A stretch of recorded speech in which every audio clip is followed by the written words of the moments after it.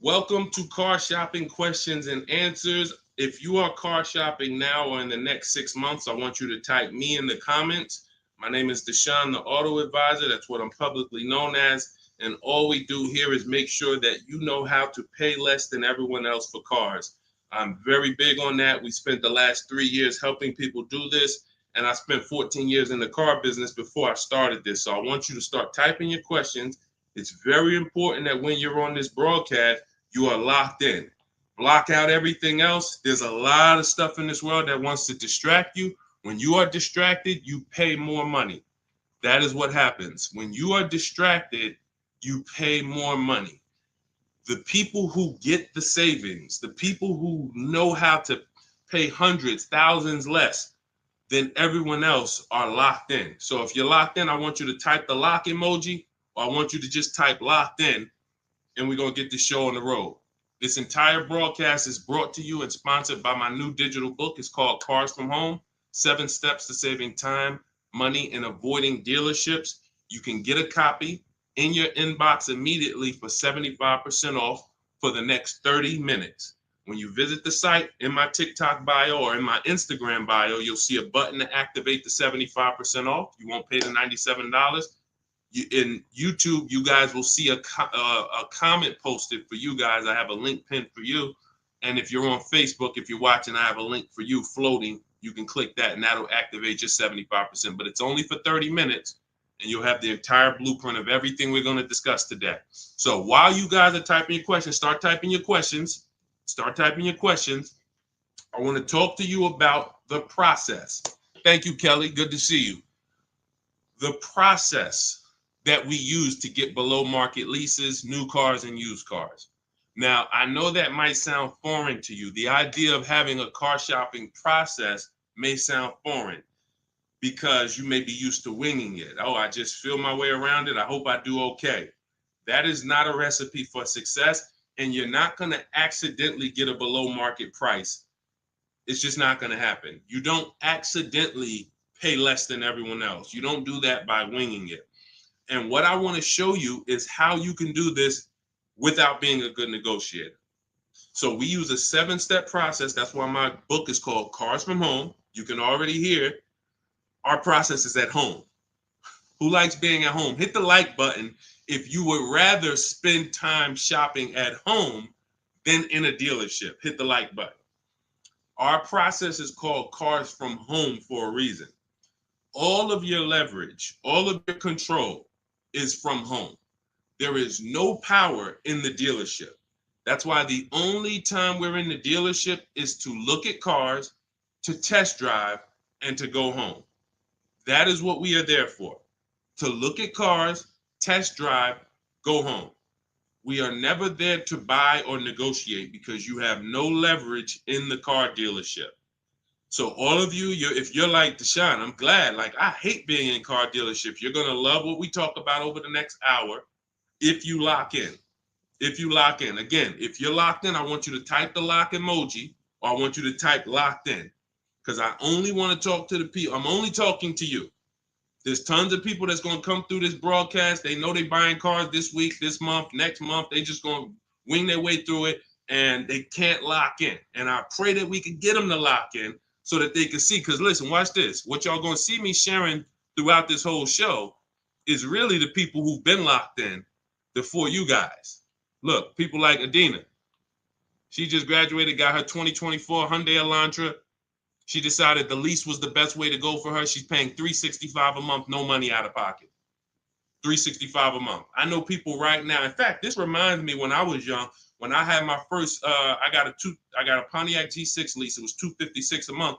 A friend of mine bought a car just like this, a Toyota Corolla. They were paying $500 a month. So you talk about 365, 500 and change. These are major. And now to buy a Toyota Corolla will probably be more like close to the $600 a month to buy a new one. So we're going to talk a lot about our structure here. So let's get into it.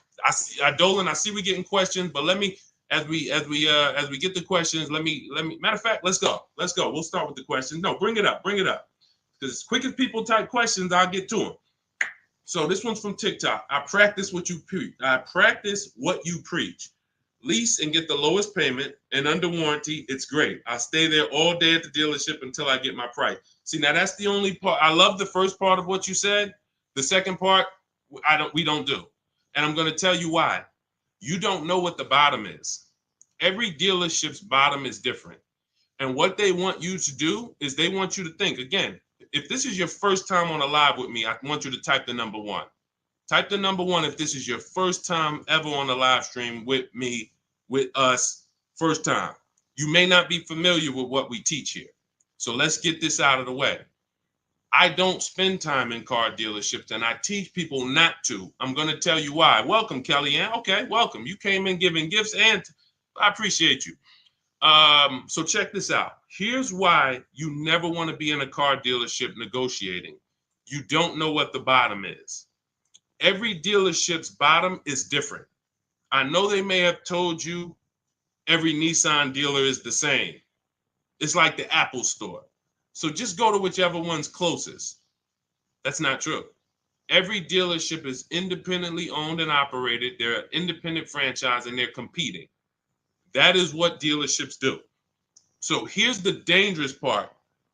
Here's the dangerous part about negotiating with one dealer.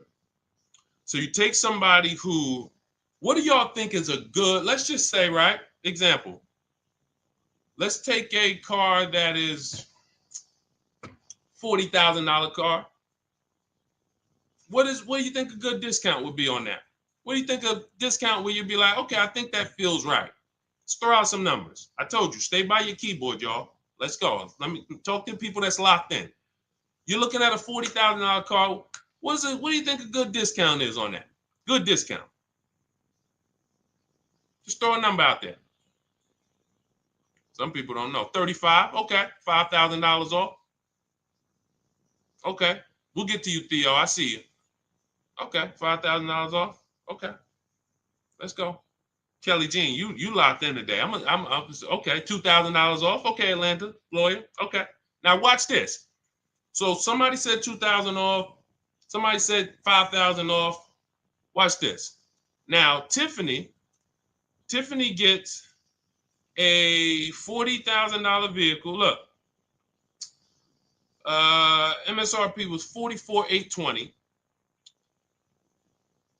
She got $6,538, $30 off. Now let me tell you how she guarantees that's the best deal. Multiple offers. If you're in a dealership where the market price of the vehicle is everyone's charging $5,000 over sticker, $3,000 over sticker, $8,000 over sticker, then maybe a $2,000 discount is the best in the market. But there's no way for you to know that without multiple offers. Like, look at Eddie. Eddie was shopping for a Toyota. He bought it. This was last year. He bought it and he said, look, I went with the perfect purchase route, which is a strategy I teach. 2023 Toyota Camry hybrid with all the bells and whistles. Initial quotes were over 10,000 over MSRP. So if any of you are familiar with this vehicle, the Toyota Camry hybrid, dealers were charging people ridiculous money, and they still are. He ends up getting a $2,086 discount after he looked at multiple offers. That is the name of the game. You can't, because now let me show you a little bit more of why we must get multiple offers. You can't feel for the bottom. Look at this. When you look at somebody like Kimberly shop, she gets a matter of fact, oh no, we just had somebody I want to share with y'all because she saved more money than anyone else I've ever seen. Did I bring her deal in here? Did I bring her deal in here? Hold on one second. Yes, I did. So this is Milligan. This was last week. It was a couple days ago. She gets a 2024 Mercedes EQE. It has a $79,000 list price.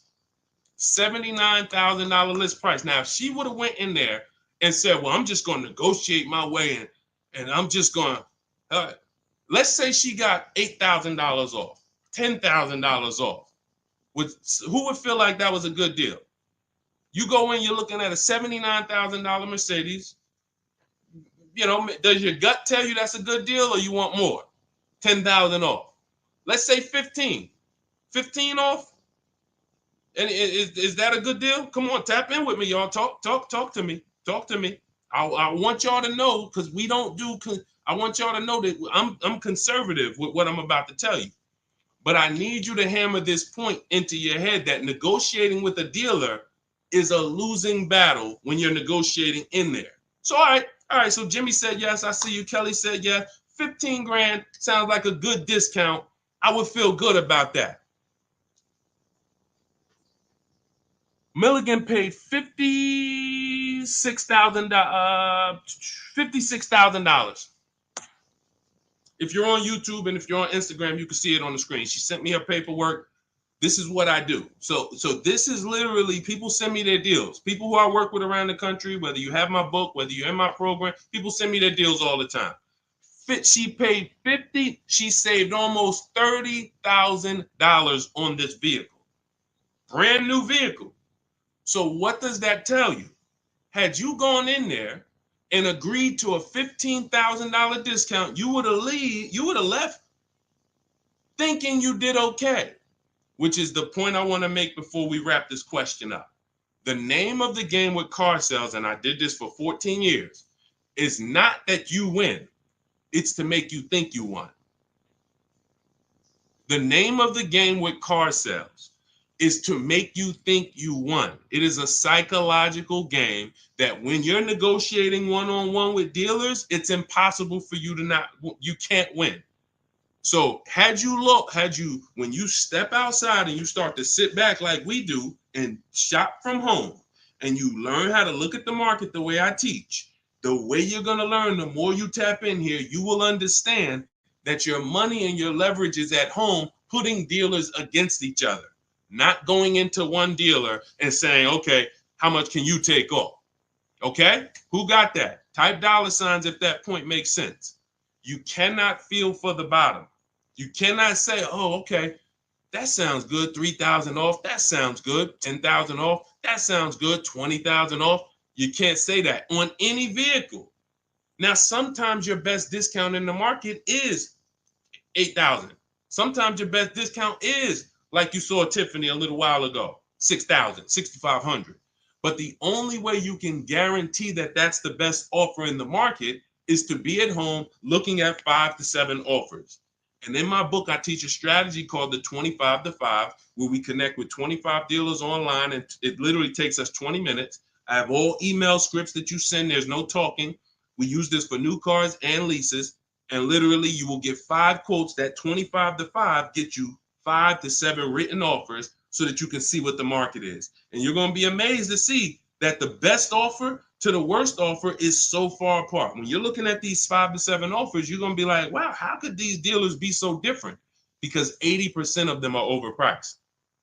So when someone tells you, hey, Tiffany, that's my best offer. Hey, Taryn, that's my best offer. Barbara, Ken, my best offer. They may not be lying to you. That's their best offer. We need their competition's best offer.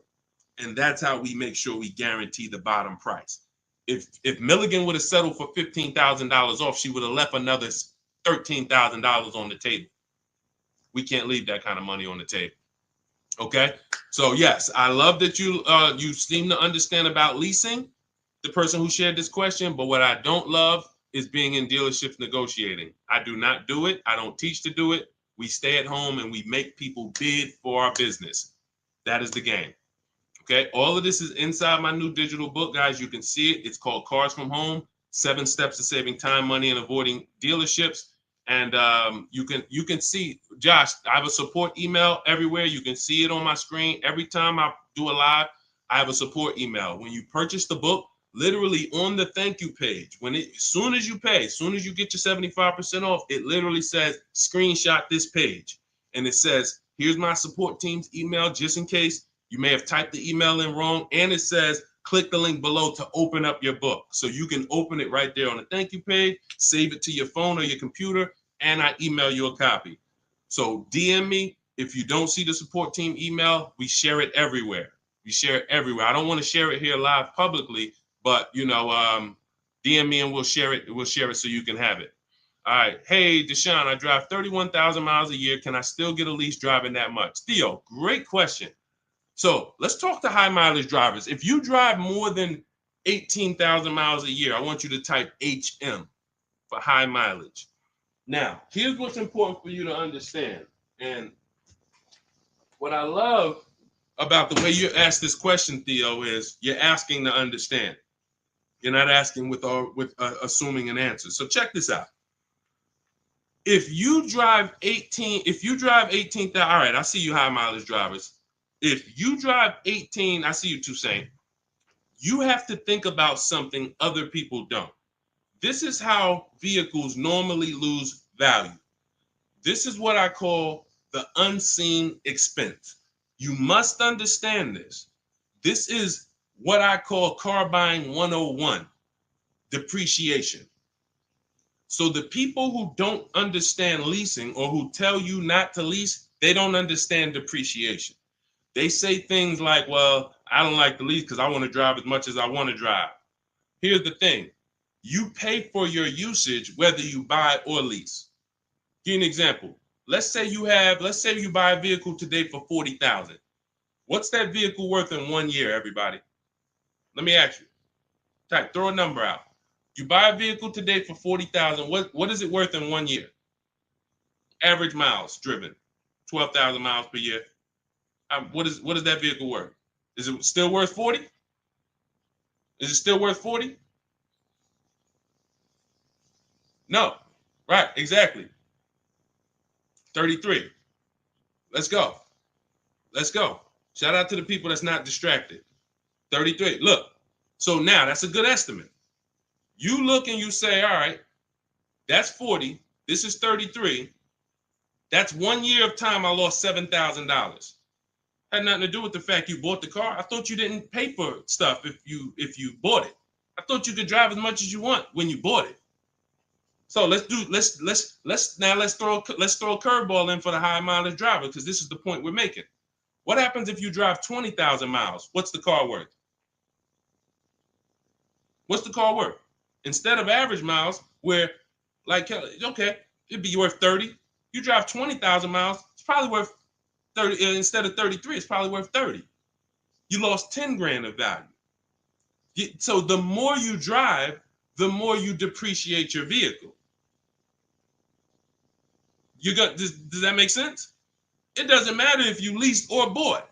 If you buy a vehicle for 40 and you put 100,000 miles on it in a year, that vehicle's worthless. You go around and you try to sell it, it's probably going to be worth $12,000 or whatever, $15,000. You destroyed the value with the amount of mileage you drive. So now once you see that, now you can get that, all right, I'm not off the hook just because I paid for my car and I didn't lease it. I lose in the form of depreciation depending on how I use this vehicle. So that's the basis for us to discuss leasing versus buying. And when you look at leasing versus buying, here's what we're asking ourselves. This is step one in my book.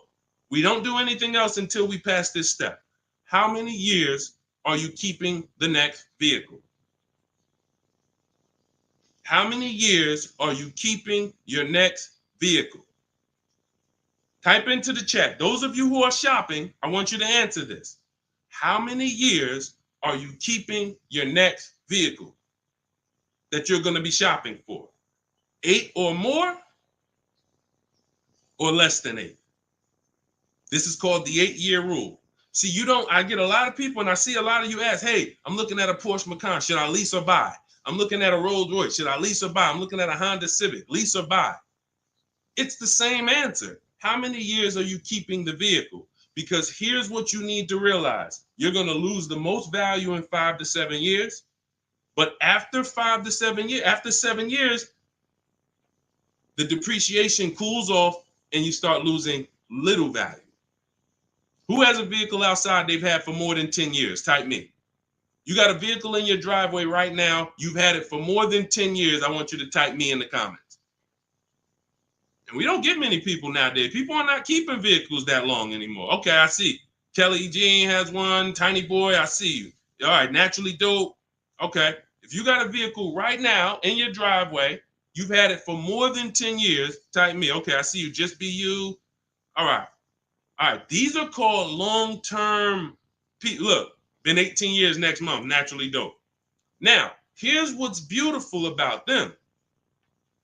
Their depreciation is like this. What does that mean? Whatever their vehicle is worth today is probably going to be worth the same thing next year. I see you, E. Valentine. That means you beat depreciation. See, there's only two ways to beat it. Long-term ownership like them, or with a below market lease. You cannot buy a vehicle, have it lose value for 5 to 7 years, turn around and replace it and think you won. That's just not the way it works. You bought it for 40, you traded it in, it was worth 15, and you thought you won. You lost $35,000 or $25,000 in that time period. Was there a way we could have gotten that car or a similar car and lost less than $25,000 in that time period? This is what we're trying to do when we're beating depreciation. So if you are a long-term person, those of you who said, yeah, hey, Jose got 10-year Cadillac, had it from 2011, perfect. If that's your plan, you don't think about leasing. But if your spouse says, I don't want to keep a car that long, I don't see myself keeping a car that long, then they shouldn't be thinking about purchasing because they're going to lose in depreciation. So now when you look at what a lease is you have an opportunity to overpay. There's 3 types of leases: market value, above market value, below market value. If you pay market value or above market value, you lost. You lost. Market value or below market value, you lost. If you're enjoying this on TikTok, can y'all just double tap the screen? Just start tapping the screen. You're going to see the likes run up, and y'all just keep running them up. And what that does is it lets TikTok know we talking business over here, bring more people. If you're enjoying it on Facebook and YouTube, can you hit the share button, tag a friend in here so we can help them protect their money? This is about below market lease deals because you've seen commercials that say, hey, you can lease this vehicle for this, $5,000 down plus tax. Those are above market lease values or market value. When you see lease deals that look like this, and this is why I show you people who came before you. Danielle, $44,000 Audi, 2024, no money down, $550 a month. No money down, $44,000 Audi. You guys know, some of you know, every $5,000 on a loan is about $100 per month. So to buy that $44,000 Audi with no money down, we always shop our deals with no money down. And once you embrace what I'm telling you, you'll be shopping with no money down only. That doesn't mean we don't put money down, but we always shop all our deals, purchases, leases, used cars with no money down. Because when you start putting money down, it confuses you. Unless you're really, really good at math. If you're really great at math, then it won't. But if you're not great at math and you start putting money down, it's going to confuse you because you really don't know the deal you're getting. You only are focused on what is that monthly payment. So that's why we shop with no money down. But to buy this same vehicle with no money down for a $44,000 vehicle, that's a $900 payment on a 5-year loan. That's a $900 payment, $800 payment on a 6-year loan. She's paying $550 below market lease. Look at Kimberly. She saved 20 grand on her Maserati, below market lease, an $86,000 vehicle, $950 a month. $86,000 vehicle, $950 a month. Charles on his Palisade. Some of you have a Palisade. It's $48,000 vehicle. 48, almost $50,000 vehicle. That's $1,000 a month to buy. All day long, 5-year loan. And some of you, if you're like Deshone, well, I got a $50,000 vehicle and it wasn't $1,000. That means you took a long loan. So we don't do that here. We don't take 8-year loans. We just don't do it. It's the same reason we don't take 40-year mortgages. We have boundaries here that tell us this is too expensive for us. So anyone can get you in a car. You could go buy a Bentley. They give you a 190-month loan. You'll be able to afford it. That don't mean it was a good deal. So we cap our loans at 672 months. We will not go longer than that. That is the longest loan we take. So you look at what this would have cost Charles. Hyundai Palisade, $48,000. That's $1,000 a month payment. What is he paying? $597. And you got people like Zafrina who just killed it. Look, $65,000 Jeep Grand Cherokee, $579 a month. That's a 0.88% lease. These are below market leases. So when you're shopping for a below market lease, you are beating depreciation. Had they bought any of these vehicles, the vehicles would have depreciated way more than the small monthly payments they're paying to drive these vehicles. And then we look at Jen. Jen got an 18,000 mile a year lease. She bumped hers up to 18,000. Started out at 512 on her Honda CRV. Bumped it up to 18,000. Look, she went from 12,000 miles per year to 18,000 miles per year. It was literally 40 something dollars more per month, $50 more per month. So some of you see people and you're like, oh, they blame the lease for their mistakes. Oh, I didn't get enough mileage, so I ain't leasing again. The problem was you didn't get the mileage you needed because you let pennies stop you from actually having a good lease experience. Instead, you saw the payment for 12 and they said, well, if you want 15, it's $25 more per month. And you said, all right, well, give me the 12. Now you have a bad lease experience. You have a penalty because you didn't get the mileage you needed. That wasn't a smart thing to do. But blaming the lease is an even worse thing to do. So we always get the mileage we need. So Theo, when we look at now that you understand depreciation, you understand you buy a vehicle, you're killing the value. You're driving 31,000 miles per year. But if you bump your lease up, and I want you to shop for your leases with 12,000 miles, no money down, only first month's payment, taxes and fees in the payment. You get multiple offers. You need to get at least 5 to 7 offers. You could do it manually. You want to call around? You could do that. I do it, and I teach in my book. We do it without talking. Literally everything we do is email. We don't talk to car salesmen. And I'm a former car salesman. So trust me, when I tell you my system is you don't talk to car salesmen, it's better for them and you. When you go pick up your cars from the way we teach, the car sales people are thanking you. They're like, man, this was one of the quickest, easiest deals I ever made.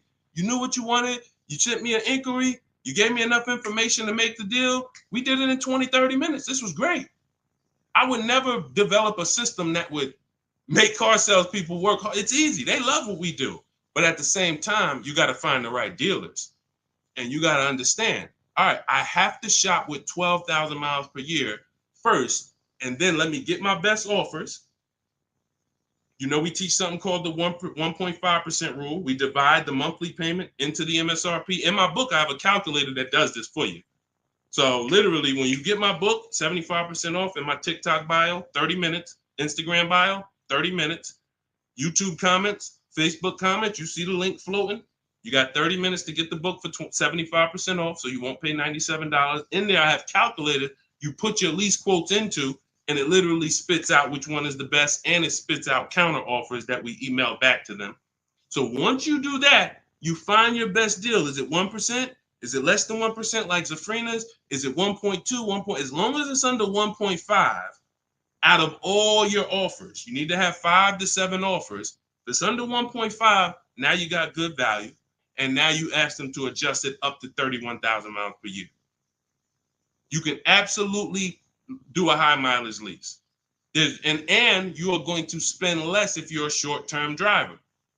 So I told you guys, if you were on the stream the other day, I talked about the guy that came in. He's the one taught me this, a customer. When I worked at Hyundai, I was a manager for a little bit. He came in, he had a high mileage lease on a Hyundai Sonata. I had never seen it. He had 72,000 miles on the car. And I was like, hey, you leased this? He said, yeah, I always lease. I'm in sales. He said, I used to buy my cars. I would always have negative equity. I had to do big down payments. I hated it. I started doing just a high mileage lease. He was only paying like $150 a month more than the normal lease for 25,000 miles a year. So instead of coming in with $10,000 or $12,000 of negative equity because he put so many miles on the car, he pays $150 more, drives as much as he wants to drive, comes back every 3 years, gets a new vehicle.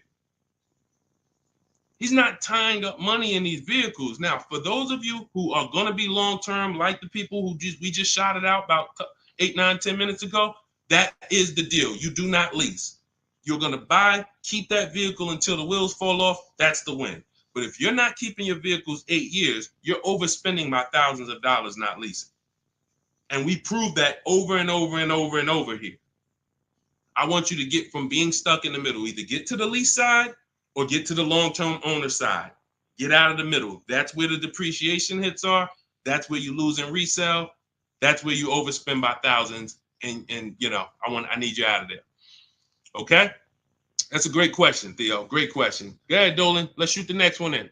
Keep typing your questions, y'all. Could y'all keep tapping the screen on TikTok and keep running the likes up? Every time you hear something you like, either hit the like button or the share button. If you're like, man, you know what? Because at the end of the day, look, it's only a couple people that help us move this mission forward. I appreciate it. There's a couple. I love the people who tap in, but I really appreciate the people who share, tell their friends. I see you. Okay? I see you, and I appreciate it. Let's go.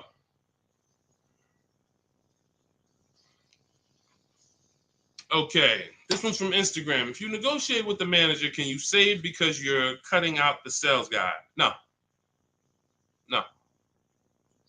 When you negotiate with a manager, I'm just trying. If I didn't have my way of doing it totally online by email, then I would be calling sales managers, and I'd only be dealing with sales managers.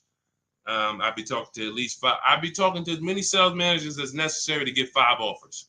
And this is only for new cars and leases.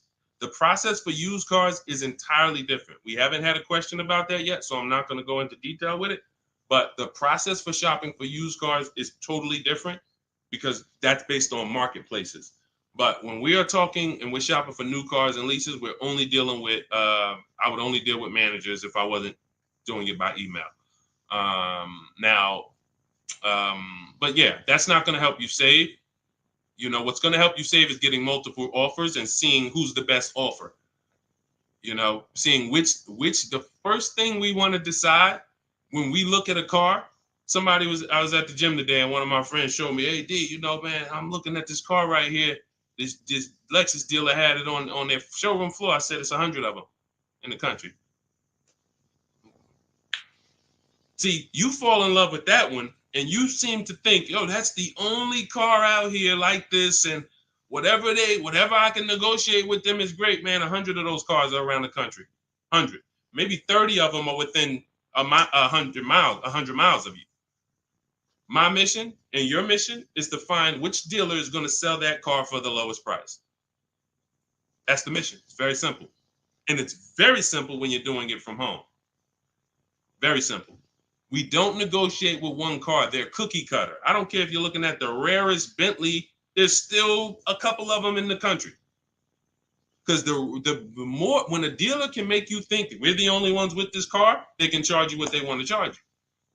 And you're going to say things that are going to be like, charge me more. What does that mean? Oh, man, I ain't seen this one before. Okay, ching, cash register. You say stuff. See, I'm a former car salesman, and thank God he's put me here to do good in this world. And he's given me a heart to help people, and I just never had the heart to take advantage of people. I know the business like the back of my hand. I've been a manager at Ray Katina. We had to run our own deals. Most car salespeople have no idea what I'm talking about.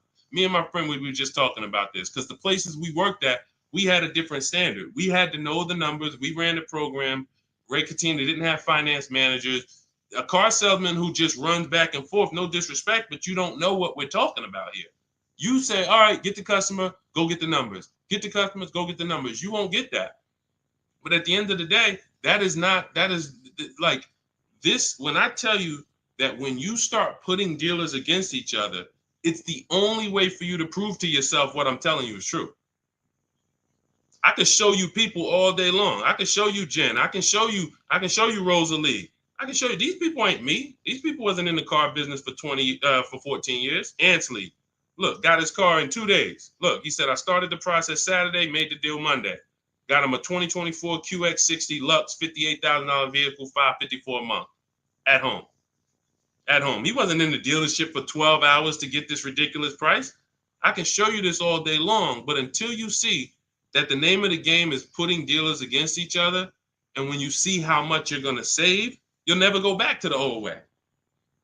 You'll never go back to the old way that you were programmed to shop. You weren't taught to shop that way. You were programmed to shop that way. Nobody taught you to shop like that. It just was like, oh, I guess I'm going to go get a car. Let me go into the dealership. No one told you to do that. It's an indoctrination process. So you got to get the mindset first. Biggest thing. That's why that's why there's a couple things that I do to let you know it's mindset first. Without the mindset, you can't get what we're talking about. Unlearn, relearn. That means you got to unlearn what you were taught. You got to unlearn what you do. If it's not working, unlearn it. You can't relearn it until you dump the old stuff. Cars from home. That's the mindset. That's the mindset. Anytime you're spending more than a couple minutes in the dealership, you got to ask yourself, I'm definitely not doing cars from home. This doesn't feel like cars from home. If you're home more, then you should be feeling like, okay, this is cars from home.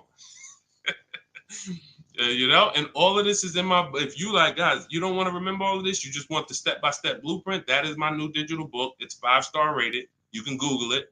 It's called Cars from Home, 7 Steps to Saving Time, Money, and Avoiding Dealerships. You can get your copy for 75% off in my TikTok bio, my Instagram bio, the YouTube comments, or the Facebook comments for the next 30 minutes. After 30 minutes, price goes back up to $97. And it is worth every penny at $97. People saving $5, $10, $15, $20,000, never spending more than 30 minutes in the dealership. They pay $97 all day. We sold tons of books for $97, but $24 is better. So go ahead, Dolan, shoot the next one up. All right. This one's CPB013. Is the online price the lowest they will go on a used car? All right, so this is a good question. Is the online price the lowest they will go on a used car? If I've narrowed it down and I see a car that is priced lower than everything else on a used car, now we're talking about my multiple marketplace strategy, because this is how we look for used cars. We're looking at all the marketplaces. Everywhere there are used cars at, we're looking at them. Cars.com, Carfax, Car Gurus, Auto Trader, CarMax, Carvana, Driveway, eBay Motors. 8 marketplaces. We open these up, we start our accounts. Once we narrow it down based on title, service records, accident history. We cannot, hold on. I got a feel TikTok is telling me, let me just, hold on. Can y'all still see me on TikTok? Give me a thumbs up. Give me a 1 if y'all can still see me on TikTok. Give me a 1. I just want to make sure. I just had a pop-up message on TikTok. All right. Thank you, Tiny Boy. Appreciate it. Okay, so you now, listen, you do not buy a used car without making sure you see the service records. There are a couple big things, couple major things when you're buying a used car you need to do besides price. I'm telling you this. We tend to focus on price. We must get a quality car and a below market price. One without the other is a loss. If you tell me, Deshone, man, I used your strategies, I shop, I paid below market value, I know it, I saw this was the lowest car within 100 miles, but the car is in the shop every 3 to 6 months, that's a problem. We lost. So we must get both. So we narrow this down based on service records. As of right now, Carfax is the only one I know that shows service records. So now you can pull this and you can use this on your actual, you can use this as a last case when you narrow it down. Now in my book, it's only one strategy I don't share publicly. It's my secret strategy to get free Carfaxes. I share everything else, but that's my secret sauce. So that's in my book.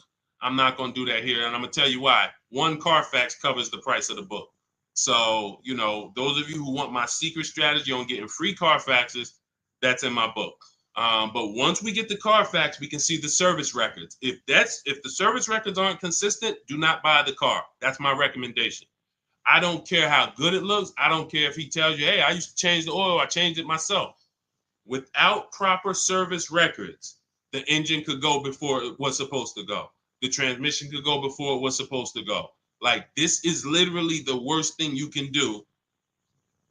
And you don't want that. Okay, let that be a deal breaker. No service records, deal breaker.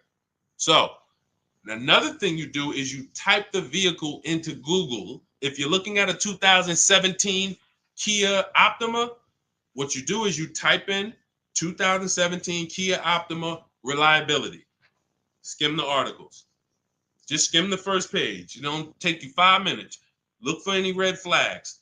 Owners report electric issues. This vehicle has less than average reliability. Once you skim that and you see you're either going to eliminate that vehicle or it's going to pass, after you do that, I want you to type in 2017 Kia Optima longevity. Now you're going to see websites that look at engines and transmissions and what owners say in the long term. And it'll say these vehicles may last 200 to 300,000 miles. This is how you get quality. Again, you cannot get a great price and then not a quality vehicle. It's a loss. We got tons of people, you may have had that issue. You felt like you were doing good, and then all of a sudden your car's having problems. Whatever price you paid for it doesn't matter. The car's having problems. So this is how we prevent that to the best of our ability. So you type in longevity, you may see owners report transmission issues at 80, 90,000 miles. If you're looking at a vehicle with 70,000 miles, isn't that important? Type dollar sign if you understand. If you're looking at a used car and it has 60,000 miles, you do that quick search I just said, and it says owners report transmission issues at 80, 90,000 miles. Wouldn't you want to know that? Quick search. This is 10 minutes to say this is free. Free things that take no time, that save you thousands of dollars and headaches and money and all of this. So now, once that's happening, we look at the prices. Now we look and say, all right, is this the lowest price on the market? All right. Are they going to charge any fees? This is what we need to know, CPB. Because some people will put a price online. Who's experienced that? Who's had a dealer that they saw a price online, they went in, and then it was a different price? Type me if you've had that happen to you. You saw a price online, you said, okay, price looks good. You go in, all of a sudden it's okay, but this and this, and then we got this, and then we got this, and next thing you know, you're $8,000 more than the price online. Happens all the time. How do we prevent that? We call before we go. We must verify fees before we go. So when I look at a price online, CPV, you got to understand something. There's two types of dealers. There's dealers who list used cars and they have no intention to sell the car at that price. They're going to bump the price up when you get there, and they hope you don't call. Because if you call, then they know you won't come. And in my book, I teach you how to call. We don't waste our time. We don't let anyone waste our time. While we're in a dealership that's wasting our time, the real best price car is selling to someone else. If you narrow it down to 3 cars and then you go see one and it's like, okay, Dad, you wasted my time. Now you come back and the other 2 that was really the best price, those are gone. Because the best price cars don't last long. So we can't afford to let anyone waste our time. So now the goal is to see, can I get money off, but not here? We don't do that until we get there. Because a lot of times when we shop for used cars, we're getting notifications of every car that pops up. A lot of times we get cars that no one even knows hit the market yet. Soon as they hit the market, because I teach you how to know the market, you literally know the car there before anyone. You verify fees, you're there, you test drive it, you lock the car up. You can't call those dealers and be like, hey, could you take another $1,000, $2,000 off? Because they're going to be like, well, we just got the car. We're going to give it some chance. And I'm going to give you another insider secret. Dealers use a tool called vAuto. When we list used cars, we know what every used car is priced at around us. We know what every single used car is priced at all around us. So we know we're the lowest priced car in the market. When you're looking at that car and you see that's the lowest price out of all of them, that dealer knows they're the lowest price. So when you call them and you look for more money off and you're not there, you don't have any leverage. So we do that when we get there. So this is all in the process that we use. I talked to y'all at the beginning of the stream. We talked about process. Everything we do is a system. That's why we have thousands of people that you look all over my pages, you read those comments, you see people sold their leases. I made so much money selling my lease. Oh man, I got $10,000 off. Man, I got a deal that was $200 less than what I thought I could get. Look, I had, I think Vicky, who wrote into me? I think Vicky wrote into me and said, What's her name, Vicky? Okay, can you take that question off, CP? Dolan, so I can see this. Okay, yeah, it was Vicky. She said, "Hey, Deshone, thanks to your book and the methods, I was able to get my new lease for a 2024 Volkswagen Atlas for $175 less a month than my first quotes. I did it all online except for picking up the car. I put no money down other than first month's payment and DMV. I saved over $6,000 over the life of my lease listening to your tips, using my scripts. My negotiating scripts, you don't talk, you're typing, you're copying and pasting. So if you have it, if you can't copy and paste, this ain't for you. If you're not good with a computer, you can't visit websites and copy and paste. This isn't for you. But that is the name of the game. That is the name of the game. Like, it is all about having a process, not winging it. This is a 5 and 6 figure transaction. You wouldn't wing a home purchase. I don't care if you found the least expensive shack in the country. You found a shack that was $40,000. And you're like, man, I want to buy that shack. You wouldn't wing that process, right? You wouldn't be like, oh, you know what? I can handle it. Forget the attorney. I don't need a realtor. I don't need none of that. I'm just going to go and, no title company. No, there's a process. Doesn't matter. Even the least expensive house. So if you treat car buying here like you treat home buying, if you treat car buying like you're buying a small house instead of a big TV, that's how people treat buying cars. Then people come in, hey, honey, look outside. You bought a car? Hey, I went down. I told you, I told you I was just going to get milk, but I stopped by the dealership. I knew you was out for a couple hours. What happened? Like, how'd you buy a car? Well, I stopped by the dealership. I saw this thing and I just had to make it. You made a $30,000 transaction in minutes. It's like it's a big TV, like you bought a 90-inch TV home. Look, honey, but I got a car, something that costs $50,000. I did it in a couple hours. This is why we're losing. And so part of what I got to do, y'all, I got to tell you the bad news. I got to tell you the bad news so that you can get to these prices. You're not going to get to these prices unless you realize that everything they taught you to do was for them to make more money. Once that clicks, you come over to our side and you join our side, and we'll just, you'll be winning for forever. New cars, used cars, leases, high mileage drivers, don't matter. We do it all. All right, go ahead, Dolan. All right. I'm in 3/6 years in my finance car. Okay, it looks like you're about halfway in, and will do anything to pay less than $660 a month. How do you feel about refinancing? Okay, so there's a right way to refinance and there's a wrong way. Refinancing should be you qualify for a better rate now, but you don't want to stretch the loan out. And I'm going to tell you why. Most of the people who want to loan you money, they want you to take it longer. I make more money lending you $40,000 for 8 years than I do for 3 years.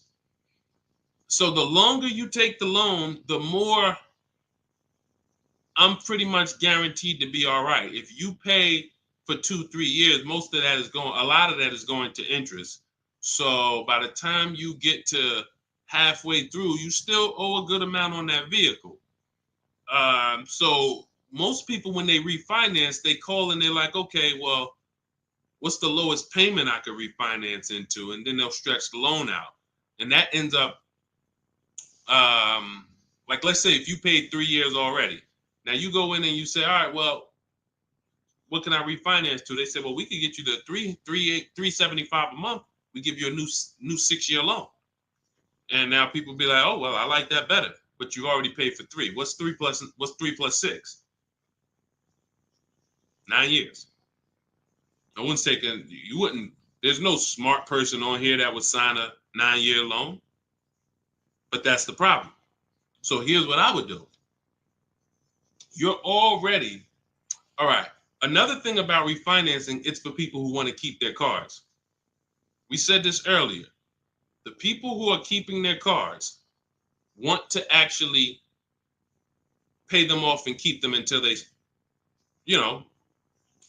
forever. or at least until they know that the depreciation is over. And that's really not even that, because once the depreciation, once you get here, you buy your car here, by the time it gets here, you paid it off. Now you don't want to get rid of it, because now this is where you've reached what I call the reward stage. This is where it's like, man, my car is not really losing that much value. Now let me keep this thing and really get my money out of it. You don't want to flip the car as soon as the depreciation has really settled. You don't. So if you're planning to keep that car and keep it 8, 9, 10 years, then you refinance, and then you say, all right, I'm just going to make sure I got the best loan. But I would recommend you refinance and pay the highest payment you can to pay off the car quicker, not stretching the loan out. It's just you're paying more. It may seem like, okay, yeah, I'm paying less, but you're paying more. You've already paid for 3 years. They stretch you out another 5 years. That's an 8-year loan. You paid on the car for 8 years now. So what I would look at is, if you're not a long-term person, if you're not keeping your cars 8 years, you should be flipping out of that car into a lease. You should literally we have a process we call the equity assessment. Some of you know there's a word we don't use here. It starts with a T. Who knows? Because I know we got some new people on here. If this is your first time, you wouldn't know this. But there's a couple people that tap in with us regularly. They locked in. They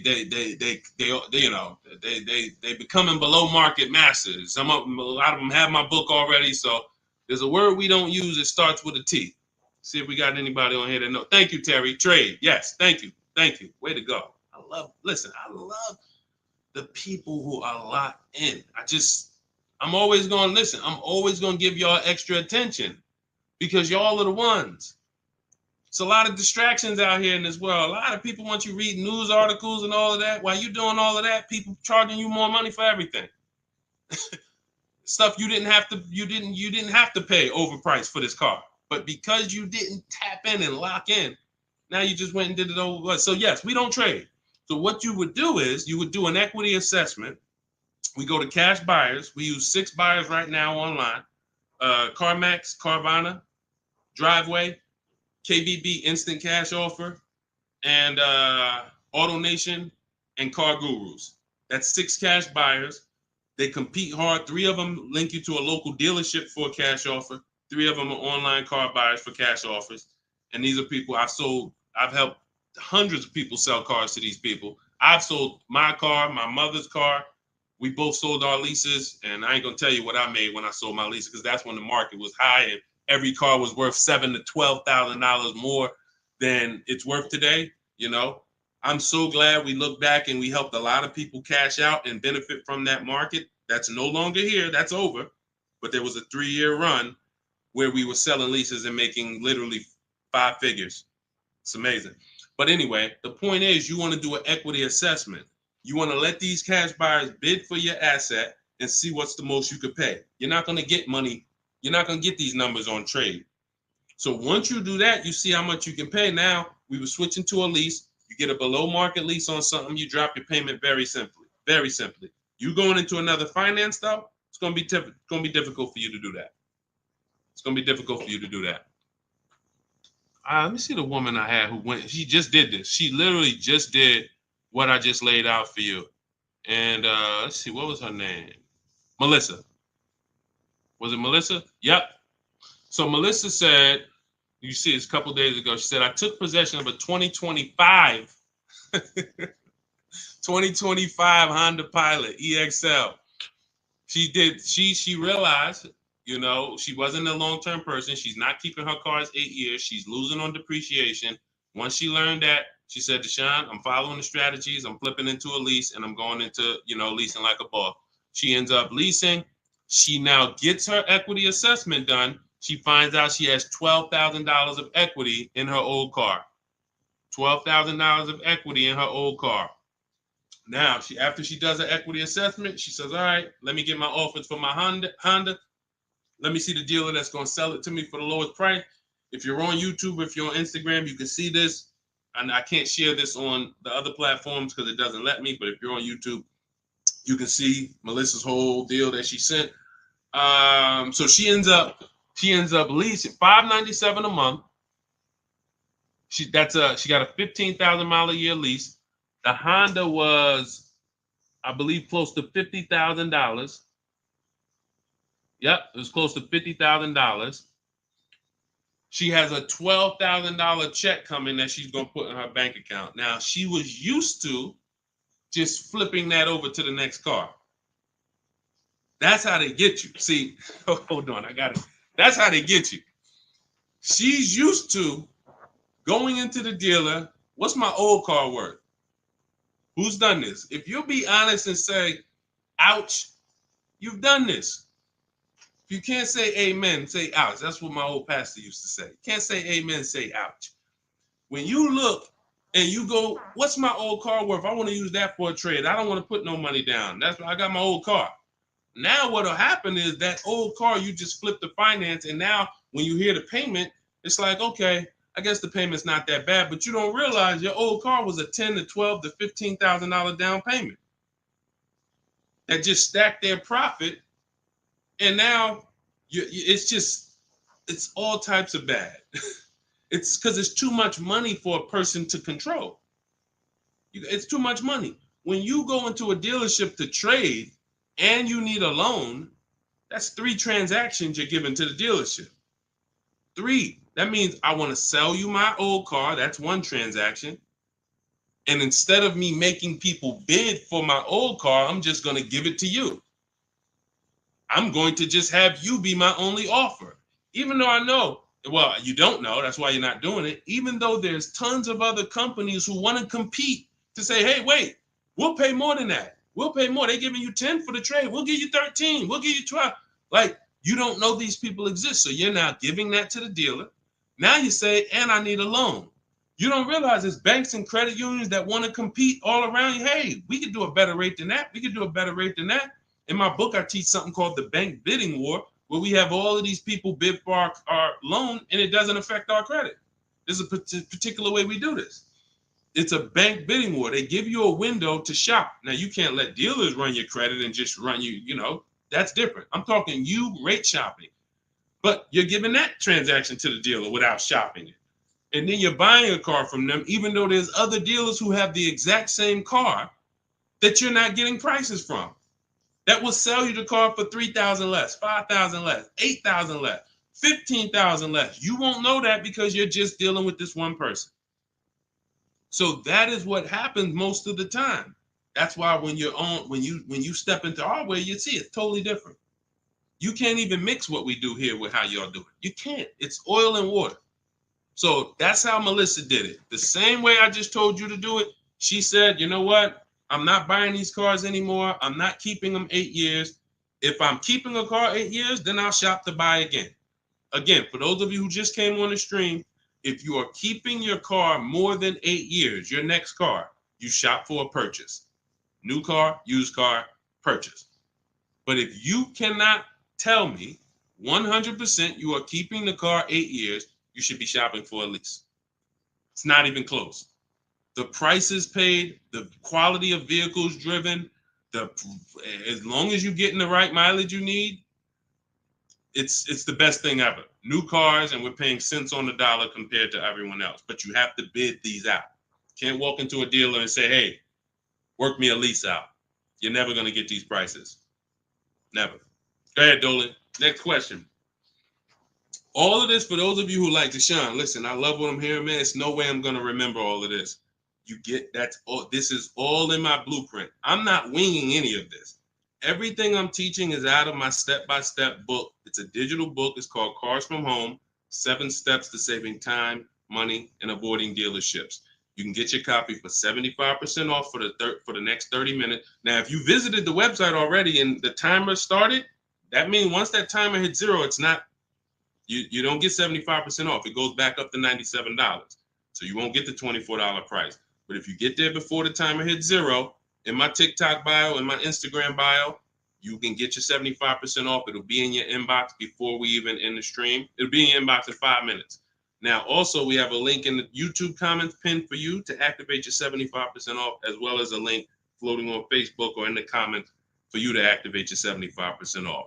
But once you get your book, I want you to screenshot the thank you page. One, it says right here, click below to open your book. So you can open the book and save it to your phone or your email right there. But then I also email you a copy.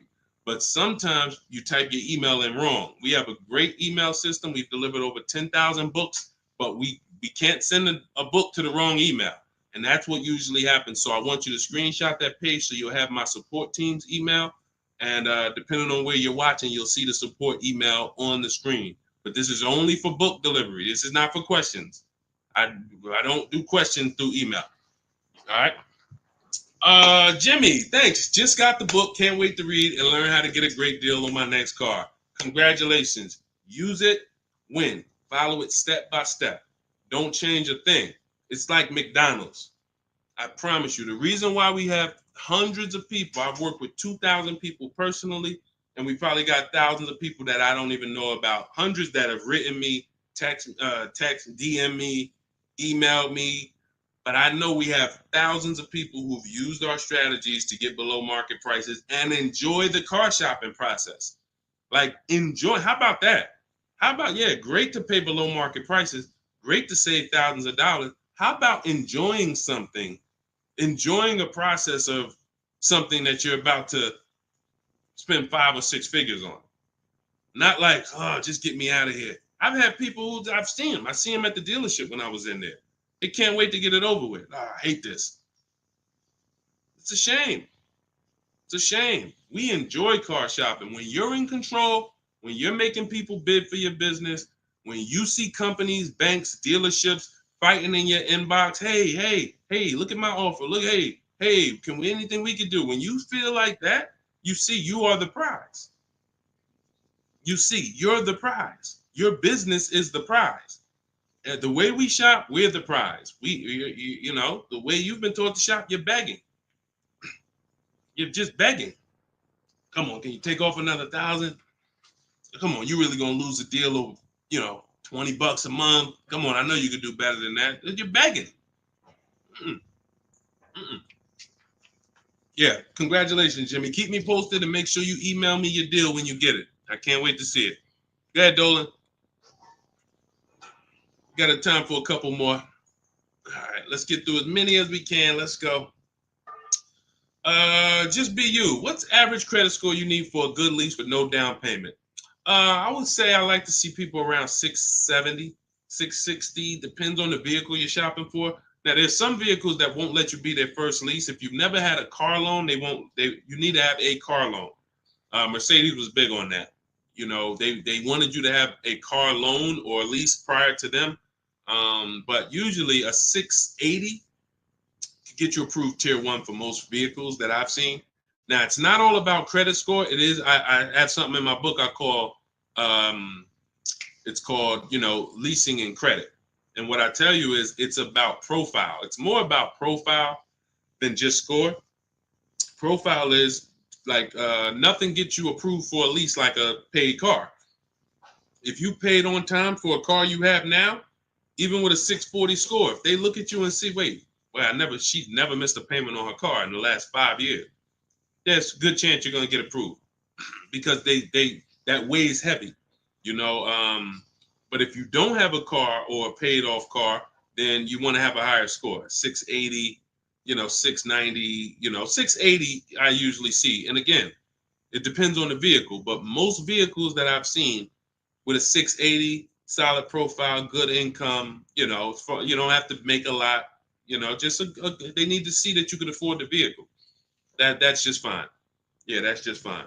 And look, if you're not ready to get a lease yet, then you should be setting yourself up to get a lease. You should be setting yourself up. No, thank you, baby. You should be setting yourself up to get a lease. What does that mean?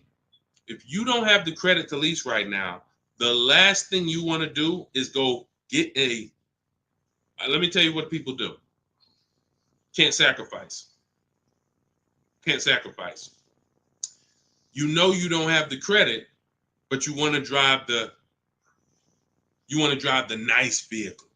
So you're going to go out and you're going to spend 20, 25, 30 and say, hey, what could you get me to on that? Now you go out and you're paying $800 a month. Now, you're already slightly shaky in your payment history. That's a problem because you're biting off a big payment. You're typically going to overpay for that car, and the interest alone is going to be an overpayment. Not to mention the price of the car you pay. So you're getting charged more for interest, which is normal. But without shopping strategies, now you go and you overpay for the car. So you might overpay for the car, and now you got a 25% interest rate. You're burying yourself. So now you look up and you say, okay, next car, am I any closer to leasing? Not if you missed a payment on that. One late payment on that, no, you jacked yourself up. So what I teach people to do is, when you don't have the credit, get something very inexpensive. Get something that you can get, the least expensive car that you can get a loan on. Get a car that was like a Hyundai Elantra or, Toyota Corolla, something small. That was the smallest car you could get, because the smaller car you get, that means you could get it pre-owned and it won't be that expensive. Like, all right, a Hyundai Elantra is $24,000 brand new. That means I could get, if I wanted to spend 10 grand on one, I should be able to get one that's like 7 years old, 8 years old. It's only 24,000 new. I shouldn't have to, but if I'm looking at a car that was 50,000 brand new and I want to spend 10 grand, then, I'm going to get a 10-year-old one with 100,000 miles. So we want to get the least expensive car, the smallest car, no frills car, just to have a payment history. Build that payment history, $250 a month, pay them, work on your credit. Now in 18 months, you go and you flip to a lease. 18 months, 2 years, you go and pull up in a brand new car. The people going to look and say, oh, man, I ain't realized, man, I saw you pull up in that old thing, and I was like, man, what's she doing driving that? But you ain't know, this is a plan. This is a strategy. I'm not going to go and bite off a expensive car. What I need to, I need the nicest car, knowing that my credit isn't there yet. I'm going to sacrifice now for 2 years, get a car with a low payment, make sure it's reliable. I call this a smart car. It stands for saving money at the right time. And then in 2 years, I'm flipping into a brand new lease because I worked my plan. But that's a plan. How many people I saw with bad credit driving Dodge Chargers? I look at what they paying and it's like, yo, dog, this is a horrible deal. Why'd you do this? You couldn't just sacrifice. You already make the money. You could have bought a less expensive car, fixed your credit, and in 2 years you've been driving a new Dodge Charger with, leasing it. Like these are the things that I tell people with bad credit, because it's a real financial, you need a plan. You need a plan. So good question though, just be you. All right, go ahead, Dolan. Send one more in. Let's go. Everybody getting value. If you're getting value out of the stream, type dollar signs. Type dollar signs. This is what we do over here. I see y'all running the likes up on TikTok. Shout out to everybody tapping the screen. Appreciate y'all. Queen Daphne, I was leasing for 20 years and I bought this last car. I have 76,000 miles on it in 4 years. Now I want to get a new one. See, you're a lease person. So you shouldn't, you're a lease person. You should be leasing, getting yourself, if you have in 4 years, 76,000 miles, that's about, it's probably about 18,000 miles a year. Look, here's the thing. Look at Jen. If you didn't see Queen Daphne, I shared Jen's deal earlier. Look at Jen. She got the exact lease you need. Look, finalized my deal this evening. Honda CR-V hybrid, very popular vehicle. 39,155, 512 a month at 12K. We always shop 12K with no money down. It was a 512 a month payment. That's a 1.3% lease. 512 on a $39,000 vehicle. So now once we shop our deals for 12, that's when we adjust with the dealer who wins the bid. Whatever dealer wins the bid, now we adjust the mileage with them. We customize it with them. So she said, okay, she told the dealer she wanted 18,000 miles per year. It went from 512 to 563 a month. That's it. Literally. $50 more a month. And she's driving 18,000 miles per year. $50 more. That's what people don't do. They take the 12, $50 more a month times 36, that's $1,800. $1,800. $1,800 over a 3-year period. $50 more per month. She gets what she needs instead of a person who says, well, I really needed 18, but I got 12. So you got 6,000 less miles than you need. Multiply that by 3 years. That's 18,000 miles over you're going to go. At 25 cents per mile, you're going to be charged. 18,000 miles over at 25 cents per mile is $4,500 penalty. This is what we call penny wise, dollar foolish. Penny wise, dollar foolish. I'm going to pay $4,500 at the end to avoid paying $1,800 over 3 years. Y'all understand? You understand? It's always about getting the mileage you need. It's always less expensive to get the mileage you need because people think they can avoid that. They think, some of it is the dealer's fault and some of it is the person's fault. The dealer may lie to them and say, hey, if you go over mileage, don't care, just come back and we'll get you out of it. They're just rolling that $4,500 penalty over to the next car and burying it and stretching it out. That doesn't go away. You cannot, because you know why the dealer has no control over this? Because the dealer has nothing to do with that. It's the bank's vehicle. The bank is expecting you to bring back the vehicle with the mileage you said. So when you bring it back and it has 18,000 more miles, you owe the bank. The dealership is out of it. The day you buy the vehicle, that paperwork signed, the check gets cut, dealership gets paid, dealership's out of it. They have nothing to do with the car anymore. It's between you and the bank. That's the bank's car. That's why when you drop off a lease, you pay a disposition fee to get the money, to get that car back to the bank where it belongs. The dealer has to transport it to the bank. It's their car. So it's always, we always shop for what we need. And it's a small amount of money. So what you do, Daphne, is you do your equity assessment. We talked about it. If you missed it about 10, 15 minutes ago, you can go and watch the YouTube replay. Or if you want everything I teach step by step in my book, it's in my digital book. You can click the link in my Instagram bio or in my TikTok bio. You get 75% off, so you get the steps for $24. As long as you get there before the 30-minute timer goes to zero. But what you do is you do your equity assessment to find out the most money a company will pay you for your current car. See if you have equity or do you have negative equity. And once you do that, now you move into shopping for your replacement lease. And it's simple. You separate those two transactions and you'll be just fine. And it's very, very simple. But I wouldn't, unless you're keeping your car 8 years, don't do this. And this happens a lot. People who love leasing, enjoy leasing, and then all of a sudden you buy something and it's like, nah, you know what? I really want to get back to leasing. That happens. I did it. And I broke my own rule. And here's the thing. When you break your own rule, y'all see, because I'm about to replace this truck, because I thought I was going to keep it 8 years. This is why you have to know. When I bought this pre-owned Infiniti truck, I got a great price on it. Saved 42% off the original price. That's another thing we do with used car. We must know what the original price was to know if it's a really good deal. We didn't go into detail on that in this show, but that's a big deal.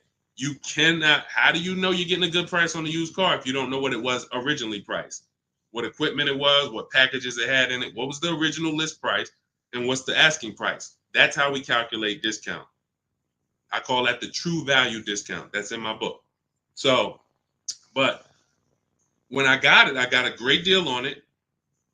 Now, when I look at the money that I paid over 3 years, once I get this new lease, you're going to see that I could have just gotten the lease.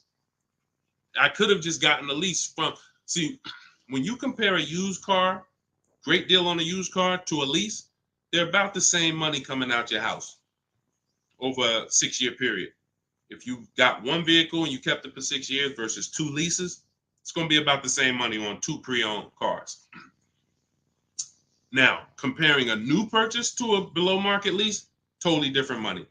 thousands more for the new purchase, thousands more. We've already hit on that throughout the stream.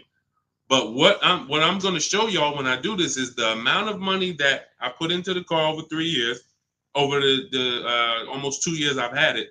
I could have just leased a brand new car for the same amount. So it's not that I overpaid, but what I could have been driving had my structure been right. And again, that's why the 8-year rule is so important. If you can't guarantee you're keeping the vehicle 8 years, you should not buy it. You should be shopping for a lease. That's the name of the game. It's not even a question. We continue to prove that over and over and over again. So anybody, if you just jumped on, you can watch the YouTube replay. You can see all the lease deals that we shared. Again, the message is get from one side, get out of the middle. Get out of the middle. You either want to be on the shopping for below market lease side, or you're a long-term buyer keeping your cars more than 8 years. Everyone who's buying their cars and trading them in, or buying them, paying them off, and then trading them in, you're losing the most money because you're on this depreciation curve. Again, we're just recapping what we covered in the show so far. This is how you're losing value, and then as soon as you get to the bottom where it's starting to cool off, you replace your car and you go do this all over again. So you need to get to one side. You either want to be shopping over here for below market leases, or you're keeping your cars long enough to beat depreciation, like the people we talked about earlier in the show who said they had cars for 12 years, 10 years, 15 years, 18 years. That's the name of the game. You don't want to be leasing and then buying the lease. You're mixing them. You don't want to be buying the cars and then replacing them before they're paid off. You're stuck in the middle. So let's get in the right structure. Again, all of this is out of my new digital book. It's 5-star rated. It's called Cars from Home, 7 Steps to Saving Time, Money, and Avoiding Dealerships. It is the blueprint for below market leases, the blueprint for below market used cars, new cars, high mileage drivers, high mileage leases. Everything you need is in there in a step-by-step fashion, making banks and credit unions bid for your business instead of just going with one bank. Rates are high. Whenever rates are high, you need to be shopping rates. Even when rates are low, you need to be shopping rates. And you're not, this is all money. 2 points on an interest rate literally could be $2,000-$3,000. That's big money. So we need to know this. All of this is in the book, and you can get your copy for 75% off. It is a digital book. So anything that happens new in the industry, I update it. Example, Vroom went out of business. Vroom used to be on our list of people to sell our cars to on the equity assessment, and they were on our list of pre-owned cars. When we would shop for pre-owned cars, Vroom was on our list. Vroom went out of business. I went right into the master file, updated it. Everyone who opens up the book, you never saw Vroom since then. I couldn't do that with a print book. If I had 10,000 copies in print in people's houses, how do we update it when these companies go out of business or when a new website comes into the market? So with a digital book, we do that. You get free updates for now, and that's what we've been doing. So 30 minutes only. Once the timer hits 0, the price is $97. Once you get to, before you, where can you go? TikTok bio, Instagram bio, Facebook link in the comments, or it's floating, YouTube pinned comments. Get there, get your copy for 75% off. And please send me your deals. When you make your deals, send me pictures of the car, send me the details. I can't wait to see it. All right, we'll be back for another stream. Shout out to everybody who checked in. Shout out to everybody that was locked in. God bless y'all.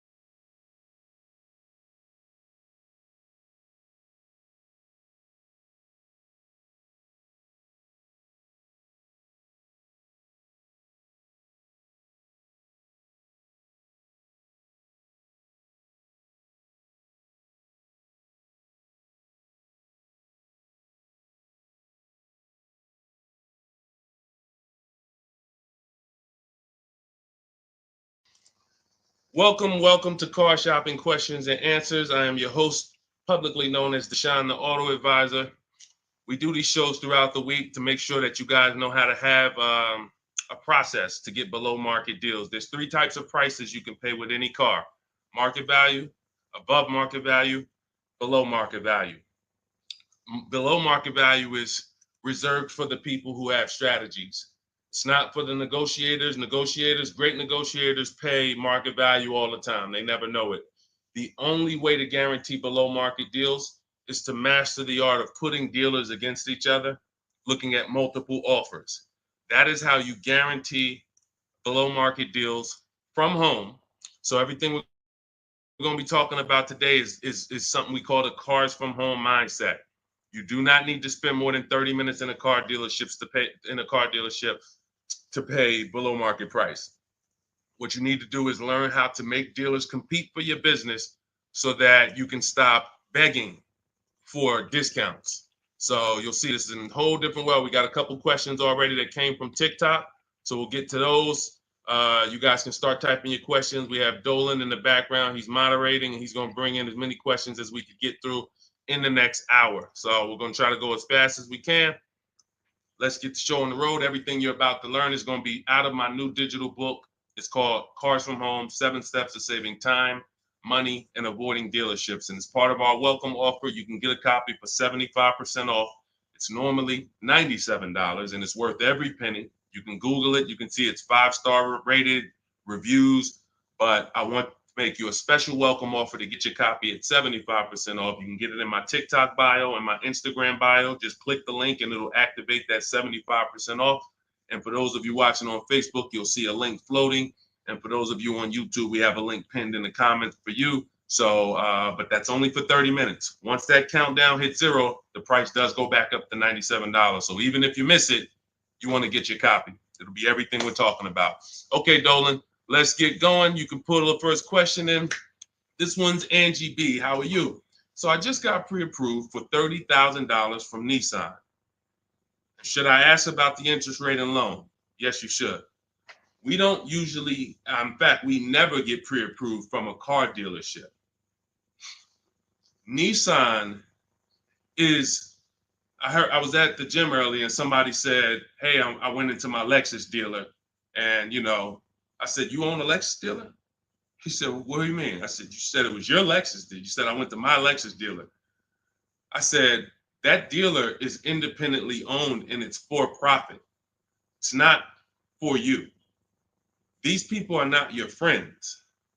He said, no, you're right. He said, they are nice though. I said, well, you make more money when you smile while you're taking someone's money. So there's people who make tons of money, they never smile. But if you smile, you'll make even more money. The point is to understand that someone who has an interest in making money on you should never be your only offer. Never. Because you don't know how much they've built in for themselves. So when you get this pre-approval offer, the best thing for you to do is to, all right, there's some smart people on here that know this. They know this particular part. You separate your car purchase from your loan. You can't mix these two things. I want you to start looking at Angie. I want you to start looking at your car purchase separate from your loan. There's something I call the 3 pillars of great car deals. 3 pillars. And if y'all are on break or something, or you should have a pen taking notes, unless you're gonna watch this replay, because we're gonna cover a lot of stuff in the next hour. 3 pillars of great car deals. You must get a great deal in each pillar to actually get a great deal. First pillar, who I buy my car from. Second pillar, who I get my loan from. Third pillar, who I sell my old car to. Those are 3 independent transactions. So when you give a dealer your old car, because you said I'm going to trade, now you give a dealer your loan.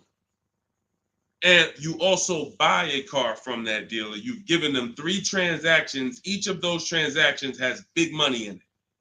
How do we know each one of those transactions have big money in it? Well, I spent 14 years in the car business, 5 years Mercedes, 5 years General Motors. That's how I know. But how you can know is to look at the fact that there are companies that only want to lend you money to buy cars, and they want to fight for your business. There's banks and credit unions out there. They don't sell cars. They sell money. They sell money. They want to compete. Please give us a chance to earn your business. You're going to start doing that. There's companies out there, Driveway, Carvana, Kelly's Blue Book Instant Cash Offer, AutoNation, CarMax, Car Gurus, 6 offers. There's companies that buy cars. They pay cash. This isn't Facebook Marketplace. The only way we used to get more money for our old cars than we could get from a dealer is we had to sell it privately. Y'all remember that? Remember that? If you wanted to make 2,000 or 3,000 extra than the dealer was going to give you, you had to sell your car privately. These 6 companies that I just named are going to pay you more than any dealer is going to pay you to trade. So what you got to understand, academic weapon, and people like you who are asking these questions, you got to understand that there's 3 parts to a car transaction. The ones I just broke down, that's if you have a trade. But now, how do you make sure that you get a great deal in each one of the pillars? It's simple. Bids. It's simple. Bids. All you have to do is embrace that. As long as I get bids, it's impossible for me to overpay. This is great for the people who's not a good negotiator. Let's be honest here. If you're not a good negotiator, type not me. You're just not good at it, or you just don't like it. Just type not me. Or me. It doesn't matter. Just something to tap in. Be honest. I see you, academic. Okay. Anyone who's just not, and here's what I know, because I'm taught this in sales. Only 15% of the population is. Only 15% of the population is comfortable with conflict. Hey, Terry, thanks for being honest. This is how we're going to win, being honest. So when you look and say, well, if I'm not a good negotiator, how do I get below market prices? It comes back to bid. So everything I'm teaching you is based on a bidding system. What you should be doing, Angie, is I'm gonna teach you something I call the bank bidding war. This is in my new book. So when you get your copy of the book, you'll see the entire bank bidding war blueprint. I tell you how to do this step by step. The credit bureaus, dealers don't want you to know this, so pay attention. Everyone hit the share button. Shout out to the sharers. I need everyone who shares to hit the share button. If you're on YouTube, hit the like button. Hit the like button, because we're about to drop something on you that I know you've never heard. Pretty much everything you're going to hear you've never heard. But let's go deep on this bank bidding war. The credit bureaus allow you to have multiple lenders access your credit within a certain period of time. And as long as you let them all access it in that period of time, it's going to have the same effect on your credit score as one hard inquiry. So if one hard inquiry on your credit would have lowered your score 9 points, you can have 20 and it'll lower your score the same 9 points. So obviously, if we could have one and we're going to take a 9-point hit, or we could have 20, what's better? With one person competing for our business or 20? So you cannot go into the dealers to do this. You can't say, well, I heard Deshone said I could go to this dealer and let them run my credit, and then the next day I could go to this dealer and let them run my credit. That's not how it works. You cannot do that. What you will do is you will make your deal for your car. First thing you're going to do, Angie, in the bank bidding war process is let's see, are there any special interest rates in the market? That's always step one. The bank bidding war is 3 rounds. Step one is, are there any special interest rates for the car I'm looking at? Are they running 0%? Are they running 1.9%? Anything that I know a bank or credit union can't beat at all. It's a subvented rate. It's like a rebate on a finance. It's the company saying we want to move a lot of these cars. Let's give the people low interest, no interest. Now, once I check that off, there's no special rates. Now we're moving to the next step, which is shopping for our car. Now, I have a tool in my book called the Perfect Budget Exercise. I created a calculator to do this because most of what you need to do when it comes to getting pre-approved is for budgeting. No different than buying a house. They tell you, hey, you're pre-approved for $400,000 at this interest rate and for a 30-year mortgage. Why do they do that? So you can budget. So the only purpose of a pre-approval is to budget. So the problem with these pre-approvals now is they're doing something where they're trying to get over on you. And they just see anytime the public starts to move in a certain way, here comes the scammers, here comes the wolves. Once the public started talking about pre-approvals, every bit of the conversation went there, but they don't want you to get pre-approved and shop competition. They want you to get pre-approved and locked into them. That is what you want to avoid. Anytime you see anyone trying to lock you into them, one dealer, lock me in. Hey, one dealer sent me this letter. Come get this car from us only. Lock me into them. Hey, you're pre-approved from this bank. Lock me into them. That's how you overpay. Because they don't want you shopping competition to find out that that offer from them is not the best offer. I don't care how good it sounds. It's not the best offer until we've seen 2 or 3 and 4 or 5 other offers. Then we realize, oh, that wasn't a good offer. So when they're doing these restricted pre-approvals, where first of all, they want to ding your credit with a hard pull. We don't like that. Second of all, they want to give you, they don't give you a rate, an interest, they give you a term, but there's an expiration date on it. Who's seen that? Who's seen that? Your pre-approval is only good for 30 days. Now, you done already hit my credit with a hard pull. Now I'm out here shopping, and I'm shopping with my back against the wall, and I have pressure not from the dealer that I'm buying from. I got pressure from the bank that wants to loan me money. Hurry up and find a car. If you don't find a car in 30 days, you got to come back and we got to hit your credit again. So what are you going to do when you're out there shopping and looking and you know your pre-approval expires in 2 days?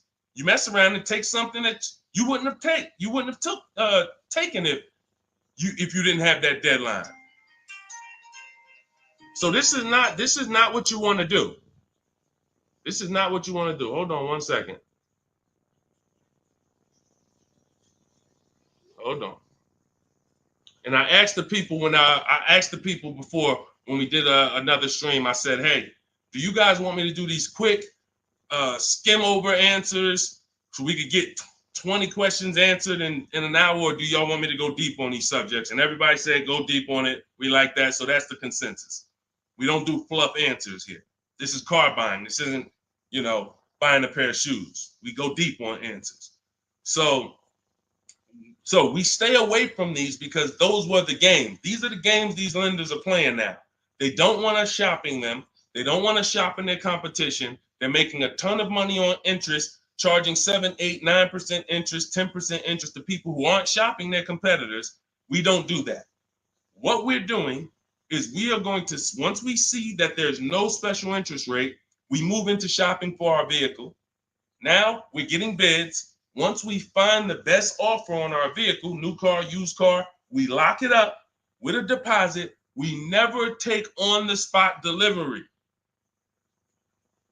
Type a $sign if you understand. Type a $sign if you've ever taken on the spot delivery from a car. You went in, signed the paperwork, same day, took it home. Type a $sign if you've done that. We don't want to do that anymore. I'm going to tell you why. On a finance, you don't have an opportunity to shop rates. You got to shop rates. From now on, you will be shopping rates. You're going to have 5, 10, 15 lenders compete to see who's going to give me the best rate. Because if I pay 7% on a $30,000 loan, but I could have got 5.29%.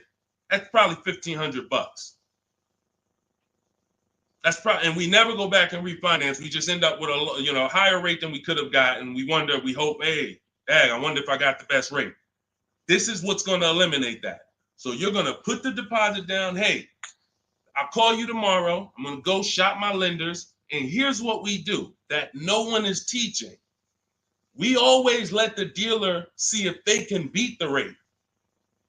We do not only strictly go with our lenders. We don't have enough lenders to do that. If we had 20, 30, 40, 50 lenders that we were shopping, we got like, I show you how to reach out to about 5 in my book, but the dealer might have another 12, 13, 15. So we want all of these people competing. That way we guarantee we got the best rate. So what I want you doing, Angie, is I want you to not focus on one dealer's offer, one Nissan offer. No, that means nothing. You want to learn to separate your transactions. We've talked about the 3 pillars. You're going to bid each one out. And the best part about bidding is you can do it all online. You can do it all from home. 90% of what I'm telling you, 90% of how we buy cars and the people you're going to see, I'll introduce you to over the next hour. You see a lot of people who've learned from me. It's from home. That's why my entire process is called Cars from Home. The book is called Cars from Home. It's a digital book. It'll be in your inbox in 5 minutes, but you got to get there before the 30-minute timer goes down to get you 75% off. It's normally a $97 book, worth every penny. But for the next 30 minutes, if you haven't visited yet, you can get your copy for 75% off. Go to my TikTok bio, the Instagram bio. Don't miss it. You can come back to the broadcast. We'll be here. YouTube, we have a comment pin for you. On Facebook, you guys can see the link floating. Get your 75% off. That way you have all of this stuff step by step for the rest of your life. And when things update, I update the book. So that's another reason I love a digital book, because things happen, things change, new websites come out, boom, I go right in, boom, boom, update it. I don't charge you. Hey, you bought my book 18 months ago, but here's version 2. Send another $32 to, no, I want people to win. If you want to win, you're going to win with me. That's it. I'm not looking to nickel and dime people. That book should be $500, but at the end of the day, I want people to win. We want to make it accessible for everybody. Go ahead, Dolan, shoot the next one in. Skinner, good to see you, my man. Always checking in. Always good when I see you. What's going on? Let me get this book. Go ahead, Angie. Use it and win. Use it and win. All right. What's up, Yo? Good to see you. How can I get your people to help me out? I'm trying to purchase a vehicle in the next 2 weeks. We have a Shop with Deshone program. It's been out. I shop with people all around the country. So I always say, get in where you fit in. Some people are do-it-yourself people.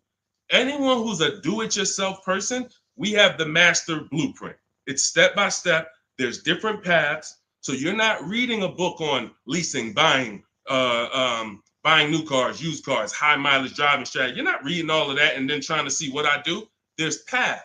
I basically have it like the warp zone. If y'all ever played Mario, if you're on a lease path, I have links in the book to keep you on the lease path. You're not reading used car stuff if you're leasing. It's going to confuse you. So, but that's do it yourself. That's the blueprint. Some people are like, okay, I want to do it with you, Deshone. Can we work together? How can? Yeah, we have that too. And we have to. So I put the information out. There's no excuse. There's no excuse for you 2 years from now being on my live and saying, hey, I'm still trying to figure out the car buying process. There's no excuse. You got a 14-year veteran here who nobody in the industry can control me because I don't work for a dealership. So I tell you everything that I do to buy cars below market value, lease cars below market value. All the people that you see, you guys know, if you've been on any of my streams, you know we share 10, 15 people an episode sometimes who are reporting their deals. So at the end of the day, you get in where you fit in. Get in where you fit in, but find a place to get in. I don't care if you watch all my free videos on social media. Now, once you get my book or you work with me, you can stop watching those videos. There's no point in you watching my videos warning people when you're inside with me and you got my blueprints. So it's just about getting where you fit in. That's all. Go ahead, Dolan. All that information was Shop with Deshone. That's all in my bio. That's all in, any of my bios too. So what are the 6 companies to sell your car to? Great question. Make notes. CarMax, Driveway, Carvana, Kelly's Blue Book Instant Cash Offer. Do not use the Kelly Blue Book algorithm site where you just put your year, make, model in, boom. Your vehicle's worth $18,000. Do not use that. That is worthless. The only thing that matters is cash offers. That's all that matters. These are people who literally, they either send an inspector to see the car, or you go to a local spot, have the car inspected, they go and they cut you a check. Like it's like that. They don't negotiate. Sometimes Kelly Blue Book will patch you into a dealer and they'll say, hey, I might be able to pay more if I see it. We don't usually fall for that. We want strictly, hey, there's no used car manager in this world in this country who can't put a number on a car sight unseen. Like literally seeing it, that car is worth about this. That's what they do all day long. Look at cars in auction, make offers, make offers, make offers. So all of this stuff can be done online. And these are the people who pay more than, see, you're not going to, once you use this process, you're getting bids. Remember that. So if you're like, hey, I'm looking for a 2019 Honda Accord, I'm going to show you how to see the entire market. Because the problem is, there's another guy at the gym, because people know me locally, a couple people know what I do, and they'll come up to me, hey, I'm looking at this car. I'm like, look, I don't do this. I don't do this. I don't care how close you are to me. Like, I don't do this anymore. But, you get the same information. We've laid out the path. But he showed me, I just saw this car, though. I was looking at it. I said, there's probably 50 of those cars within 100 miles. There's definitely 50 within 300 miles.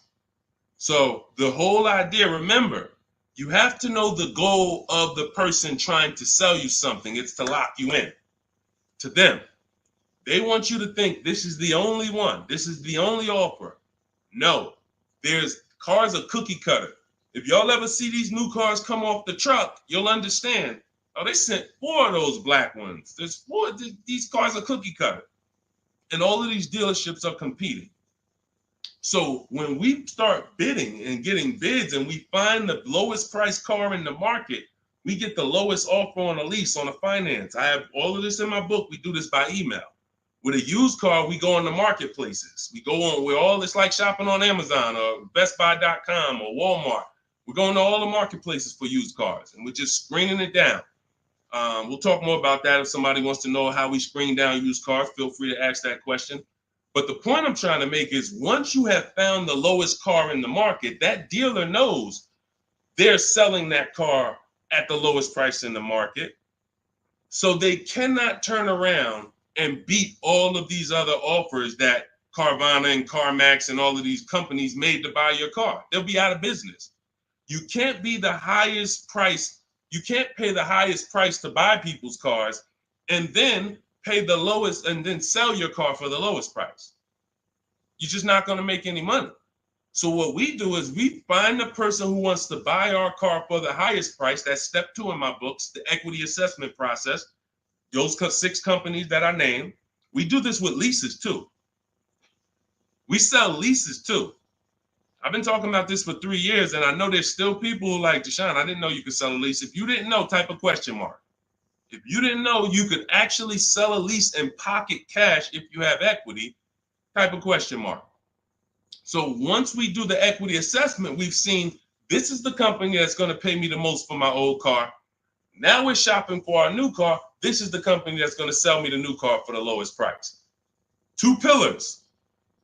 2 pillars. You see what I'm saying? That's 2 pillars of our car deal. Guaranteed we paid, got the most for our car. Perfect, check. Got the least car, got the lowest car in the market based on bids, based on multiple offers. This is how it's done. And this stuff takes an app. Like, when you guys get good at this, you'll be able to do this in 90 minutes to 2 hours. 90 minutes to 2 hours. I can get any car I want below market value. I'm going to pay less than everyone else. It won't take me more than 90 minutes. You'll get there. In the beginning, 2.5 hours it's going to take you to go through. You're going to be fumbling. You're going to be overthinking. And once you just get to trust in the process, you'll see, okay, this is a 90-minute process. Now, I don't want you rushing your shopping. It's a big point before we go to the next question. Too many of you are rushing your shopping. That's why you're ending up with cars you don't like in 3 months. We don't rush that. We don't let anyone rush us into making a decision on the car we want. Step 4 in my book, in my process, I call it shopping, not buying. You're going to enjoy shopping the way we shop because no one pressures us. We don't let them. We enjoy our shopping process. We're only there to test drive. We take our time to decide what we want. Now, once we decide what we want, it ain't taking us no more than 90 minutes to get it. But the deciding of some of you might spend 3 months deciding what you want, and that's okay. Visiting dealerships, driving multiple cars, perfectly fine. But we don't, the problem is when you turn shopping into buying. That's the problem. You tell your kids, hey, kids, we're going to go out, we're going to look at cars this weekend. Yes, oh, God, Daddy, we're getting a new car, Mom. Yes, great. All right, we're going to go look. First, we're going to go to Toyota. Then we're going to go to Honda. Then we're going to see the Chevy. If we had time, we'll test drive a Nissan, and it's going to be a good day. All right, perfect. You come out there, you drive the first car. Next thing you know, Daddy's sitting down, Mommy's sitting down talking to the salesman. That's where this is where you ruined your shopping. You ruined your shopping. What is Daddy doing sitting down? Why are you sitting? Daddy, I thought we was going to Honda next. What happened? 4 cars we were going to drive. Yeah, but they said we got a good deal. It don't take them long. If you let them catch you, it don't take us long to catch you with something. Hey, we have some great deals today. The manager said this morning, we're not going to turn down any good deal. We're so far behind our goals. Anybody who makes us a reasonable offer today, the next thing you know, you're not shopping anymore. You're talking about buying. Y'all see the difference? Type locked in if that makes sense. That's why we had a specific step in our process. It's step 4. It's called shopping, not buying. Shopping is deciding what you want. Buying is coming home, getting multiple offers on what you want.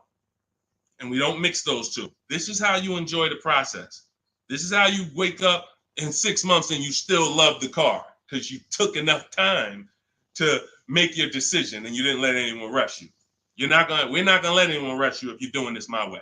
Go ahead, Dolan. Roll the next one. But yeah, get those 6 companies. Get your equity assessment done. What's up, Terrell? Good to see you. Deshone, I sent out the initial contact template to the dealerships, and a lot of them are trying to get me to come in. That's why we had scripts. Listen, here's what I say to people that I work with. Whether it's most of the time this is people I'm working with in my coaching program here's what I say. I tell you up front, 80% of dealers are overpriced. 80% of dealers are here to make the process difficult because the more difficult they make the process, the more money they make. It's very simple. When you get my book, I have email scripts that reply to everything. For example, Terrell, when you open up the script for the initial replies, you'll see when they say, hey, when can you come in? We copy and paste. Actually, I'm going to be doing my entire process online. Do you have a car that I'm interested in? Do you have a match? Every script ends with a question. Whenever you are emailing a dealer, it should always end with a question. Somebody said, how much is the book? It's normally $97. If you go to my TikTok bio before the actual 30-minute timer gets to 0, you can get it for 75% off. So it'll be $24. So everyone who's visited that site already, if that timer started, it's going. So once it gets to 0, the price is $97. That's just our welcome offer for our new people. And you have a link in the YouTube comments as well as Facebook floating. You guys can see it. Instagram bio. Go activate your 75% off. It'll be in your inbox in a minute. But that's the whole thing. So let me read the rest of your question to see if it was something different. And a lot of them are trying to get me to come in and talk to them and test drive. What to do next? Resend another template. Well, there you go. No, you don't resend another template. We actually use the scripts. See, the reason why I know everything they're going to say is because those are templates too. When you guys get these emails, who gets the emails from dealerships? Hey, Jane, we love your 2016 Kia Sorento. We have a customer looking for that. My used car manager just said he needs that vehicle. Who's gotten that? Who's gotten those emails? Type me. Type me if you gotten it. Hey, I can get you out of good news. We looked at your 2021 Honda, and turns out we can get you in a new one for around the same price. When can you come in? Or when can we have a conversation? Right? Thank you, Dion Skinner. Okay, look, how do we know? How do I know you all are getting those? Because we sent them from the dealership. We sent them from the dealership. Listen, if you're not tagging your best friend into this broadcast, you're being a little selfish, because your best friend's out there right now and they need a car and they about to go and overpay. So tag your best friend into this. Hit the share button and share with your best friend. This is what happens. Those are all templates. There's a software we would use, Mastermind, Momentum. What it does is it just searches the whole database and it sends out templates to these people. If we send out 1,000 emails, 100 are going to reply. It's going to lead to this many appointments. Those are all templates. That's not custom stuff. Those letters aren't, oh, they took the time to send me a letter. So it was easy for me to prepare the counter scripts because I know everything they're going to say. When can you come in? Can we have a phone call? You know, it'd be a lot easier. All the stuff is there. That's why there's 3 different sets of scripts in my book. And there's no other book that does this. Quite honestly, there's never been a book that I've seen that actually has links to videos, actually has links to documents with scripts that you copy and paste. That's what I said. When I tell you the book should be $500, it should be. And then it would be, I'm only going to sell it to the people who really, really value their money. And they would. And they'd be like, Deshone, this was an expensive book, but I tell you what, this book saved me more money than probably any book I ever bought. But again, that's not God's plan. God said, listen, make it affordable, son. The people who are going to get it, they don't have no excuse. They have no excuse now. If the book was $500, you could, man, I really would get the book, but I don't want to lose $500. Book's $24 if you get there before the timer. So the point is, Terrell, use the scripts, follow the process, realize it's a new process for you, but everything's accounted for. Everything in the process is accounted for. Just use your scripts. Everything they say, copy and paste, and keep the conversation moving on your terms. And don't try to turn an 80% dealer to a 20% dealer. They're not going to be that. They're doing what they're supposed to do. Let them eliminate themselves. Usually, if a dealer's going to make it hard, there's a reason. God, we use a strategy for leases and new cars called the 25 to 5. We connect with 25 dealers online in 20 minutes. Then we send this initial contact template that Terrell sent. That's going to give us 25 dealers' inventories we're shopping from. So we never have to worry about, hey, you know, I don't really have that car, but maybe I could get it. You're shopping with one dealer, you're shopping from one inventory. Whatever they got, that's all we got. No, we're shopping from 25 dealers' inventory. So now out of the 25, we're looking to get 5 to 7 quotes, 5 to 7 offers. You're going to see they're going to be $150 a month to $200 a month apart, minimum. That's just how it is. And that's when you prove to yourself, holy crap, I see how different these dealers are. It's not close. It's not like, hey, I got 5 offers. This one was $605. This one was $590. This one was $580. This one was $570. Heck no. This one was $620. This one was $550. This one was $475. This one was $450. That's how far apart they are. The 80% make big money, big, huge commissions. Like, it ain't like, so the 20% are the people who we want to find and do business with. These are the people that compete. They want to beat their competition. We find them and we buy from them. Great question. Thank you, Terrell. Good to see you. Next question, Dolan. Oh, man, good question. And that's very common. Again, very common. It's a new process. All right, I said that's the same question. Same question, Dolan.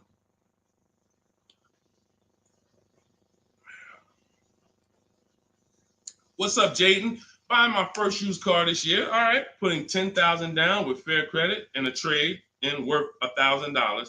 How do I maximize for the best car possible? First thing we want to decide is, should we be buying or leasing? This is very important.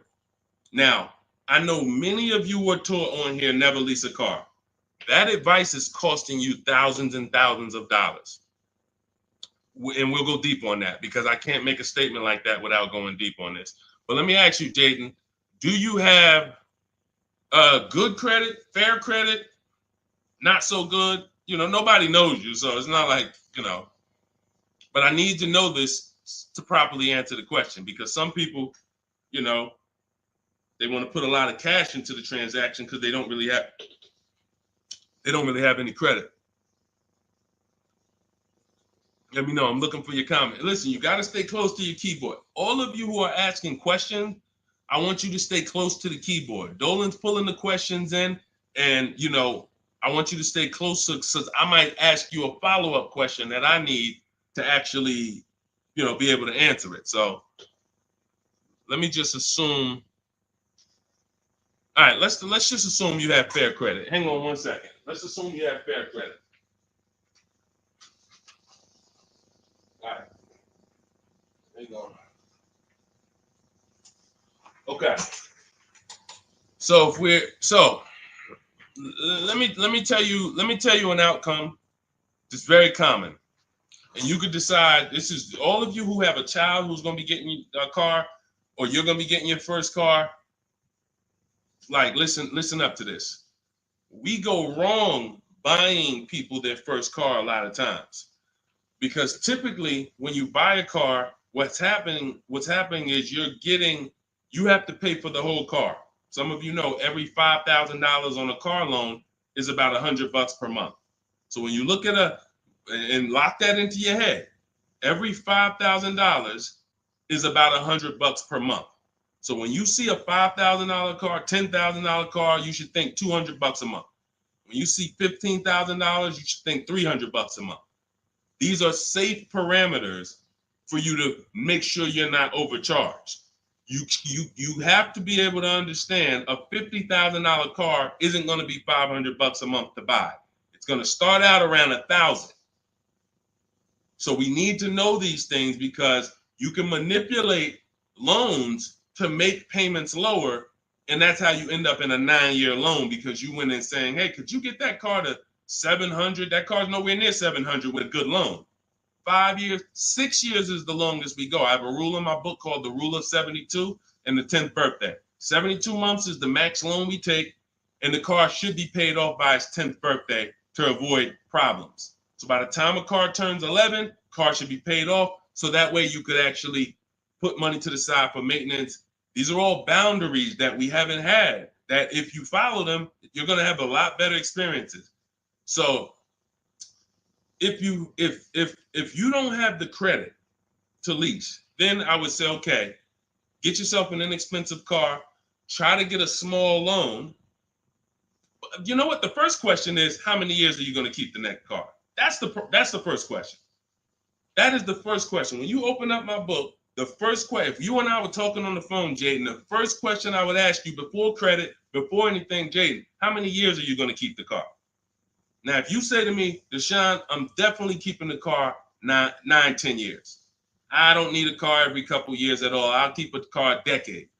Perfect. Forget about leasing. In my book, first step is, how many years are you keeping the next car? I want y'all to answer that. Everyone who's shopping, everyone who will be shopping, you're shopping now, or you're going to be shopping soon in the next 6 months, a year. I want you to answer the question. How many years are you keeping the next car? Guaranteed. Guaranteed. Because everything else comes after that. When you're going to keep it 8-9 years, I'm going to show you the steps you need to make sure you get a car that will last 8-9 years. Plenty of people say, oh, I wanted to keep the car a long time, but you didn't take the steps to make sure you got a car that would last that long. So everything comes from this question first. How many years are you keeping the next car? So now, Jaden, let's say you say to me 8-9 years. Perfect. So now what we're going to do, we're going to the purchase path. Not thinking about leasing. New car, used car, based on budget. Based on budget. Now you said you have a trade-in worth $1,000. I'm guessing it's an older car, so you can still put it through the equity assessment. But if you're saying it's worth $1,000, who told you that? See what I'm saying? See, the highest offer for your car is what it's worth. I want y'all to get into the habit of getting offers so that you know exactly what your car is worth, not letting one person tell you what your car is worth. So now let's just say, for example, your car is worth $1,000. Now we're looking at, well, do we get a new car or pre-owned car? And if we get a pre-owned car, here's how we determine new car versus pre-owned car. Budget is one. Now let's say you could afford both. I could afford a new, I could afford a new pre-owned. Which one? Well, it's based on values. Some people, you only get a new car every 10 years. You're like, hey, I want to get me a new car. Because at the end of the day, over a 10-year period, the amount you pay for the new car, you'll get some of it back on the back end. And some people are like, I want to get a new car every decade. I want to treat myself. I could afford both. Some people are like, hey, I can afford both, but I'd rather knock 30% off. I don't need the latest one. I'd rather knock 30, 40% off what the price would be. It's just different values. There's no right or wrong there. In my book, I teach you both of those things. When you get to that step, that's how I help you make a decision. So sounds like, I would need more information. That's why I'm asking you, because I don't teach a one size fits all thing. I teach based on where you're at, here are your options. Pick one. Now, when it comes to buying versus leasing, oh yeah, one size fits all. Anybody on here who is not keeping their cars 8 years and you're buying them, you're losing thousands of dollars. You're just losing thousands of dollars. You can't compare. Like, look at somebody like Safrina. I use Safrina's deal. Oh, that's Teddy. Look at Teddy. That's a luxury car. Let's take a luxury car. Teddy got a $73,000 BMW. $73,000 BMW. He's paying $856 a month. He's not keeping it 8 years. He knows the 8-year rule. He said, okay, if I'm not keeping my cars 8 years, I'm going to shop for a below market lease. He uses our bidding system. He gets multiple offers. He said the highest offer during the process was $1,123 a month. That was his highest offer. He's paying $856. When I tell y'all, if you don't have a system to reveal the 80% dealers who are overcharging people, you're buying from one of them. You're buying from one of them. They do business. It's not like these guys are going out of business. You're buying from one of them. And you see, but Deshone, they told me this was the best deal that they could, this was their best offer. It was their best offer. It wasn't their competition 20 miles away's best offer. It wasn't that small dealer that's 45 minutes away that doesn't get the traffic that this city dealer gets, that once they see your information and they say, wait, hold on, we don't get the opportunities they get where they could just charge people and then they keep coming back. We only see, 3 people a day sometime. Boom, okay. Listen, we're gonna beat their we're gonna beat them, and we're gonna have our license plate in their market. This is what you can't see that when you're in a dealership trying to make a deal, negotiate with them. So this is what you prove to yourself. The 80% dealers charge tons of money before, and they won't go below a certain price. They might take off $3,000. I ain't going no lower. That's it. You don't want the car? Next. See you later. Listen, sorry, I'm not selling a car for less than that. They have a minimum threshold, a maximum amount. We ain't taking less than this for our car.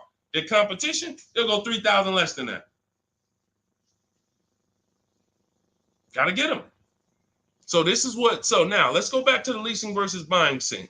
When you look at this and you look at Teddy, you can see, can you take that comment down, Dolan? Matter of fact, I got it. Look at Teddy. So $829 a month, he's paying $856. Now, $73,000 vehicle, that vehicle on a 5-year loan, every $5,000 is about $100 a month. That vehicle should cost $1,500 a month. Even if he got a huge discount, let's say he got 15 grand off. Somehow, magically, he got a ridiculous discount. Instead of 73, he pays 60. $1,200 a month, 5 years. $1,200 he's paying $856. No money down. We don't, and whenever we shop, what you're going to learn as you listen to me and you shop the way I'm telling you to shop, everything we shop is no money down. We might put money down later, but we only put money down after we guarantee we got the best deal. All right. Let me echo that. You only put money down after you guarantee you got the best deal. What does that mean? You paid the best price for the car. You found the dealer that's going to sell you the car for the lowest price. You found the bank that's going to get you the lowest money. You did this from home using online tools. If you're doing it manually, you call around. I don't care if you call around. It's harder than my way because, but you want to call around and try to get multiple offers from dealers. The point is, once you find the best offer, now we can put money down if I want to lower my payment. But what dealers try to get you to do, especially the 80% and the people you're used to dealing with, they want you to put money down to get to a payment you'll take the car for. Big difference. Hey, how much is this car? Hey, it's $1,100 a month. Yeah, I can't afford that. How much money can you put down? How much money can you put down? Man, I could probably put down like 15, but can you get me to like 700? Now you're trying to buy your deal. You're not focused on the interest rate. You're not focused on the price of the car. Is he even selling me this car lower than what I could get on the market? You're trying to buy your deal, which is why the 80% dealers, here's what the 80% dealers make tons of money doing, making you think you want. And all I want you to understand is this is simple, easy. That's hard.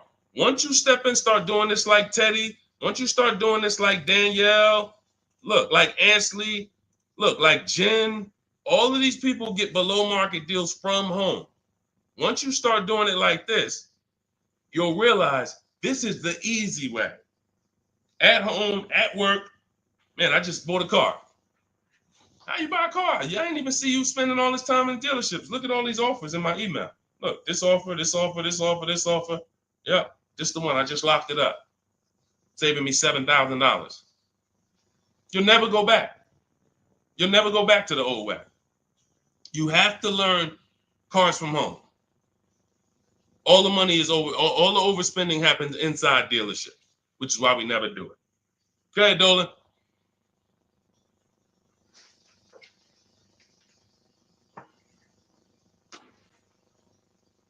Let's go, Dolan. Keep them queued up, bro. Let's go. To Cali, good to see you. Should you put a down payment on a car? Well, that's just what we were just talking about. What we were just talking about was, all right, let's talk down payments on leases. First of all, you got to realize something about a lease. Whenever you put a down payment down, if the vehicle's stolen and they don't find it, or if it's totaled, you don't get the money back.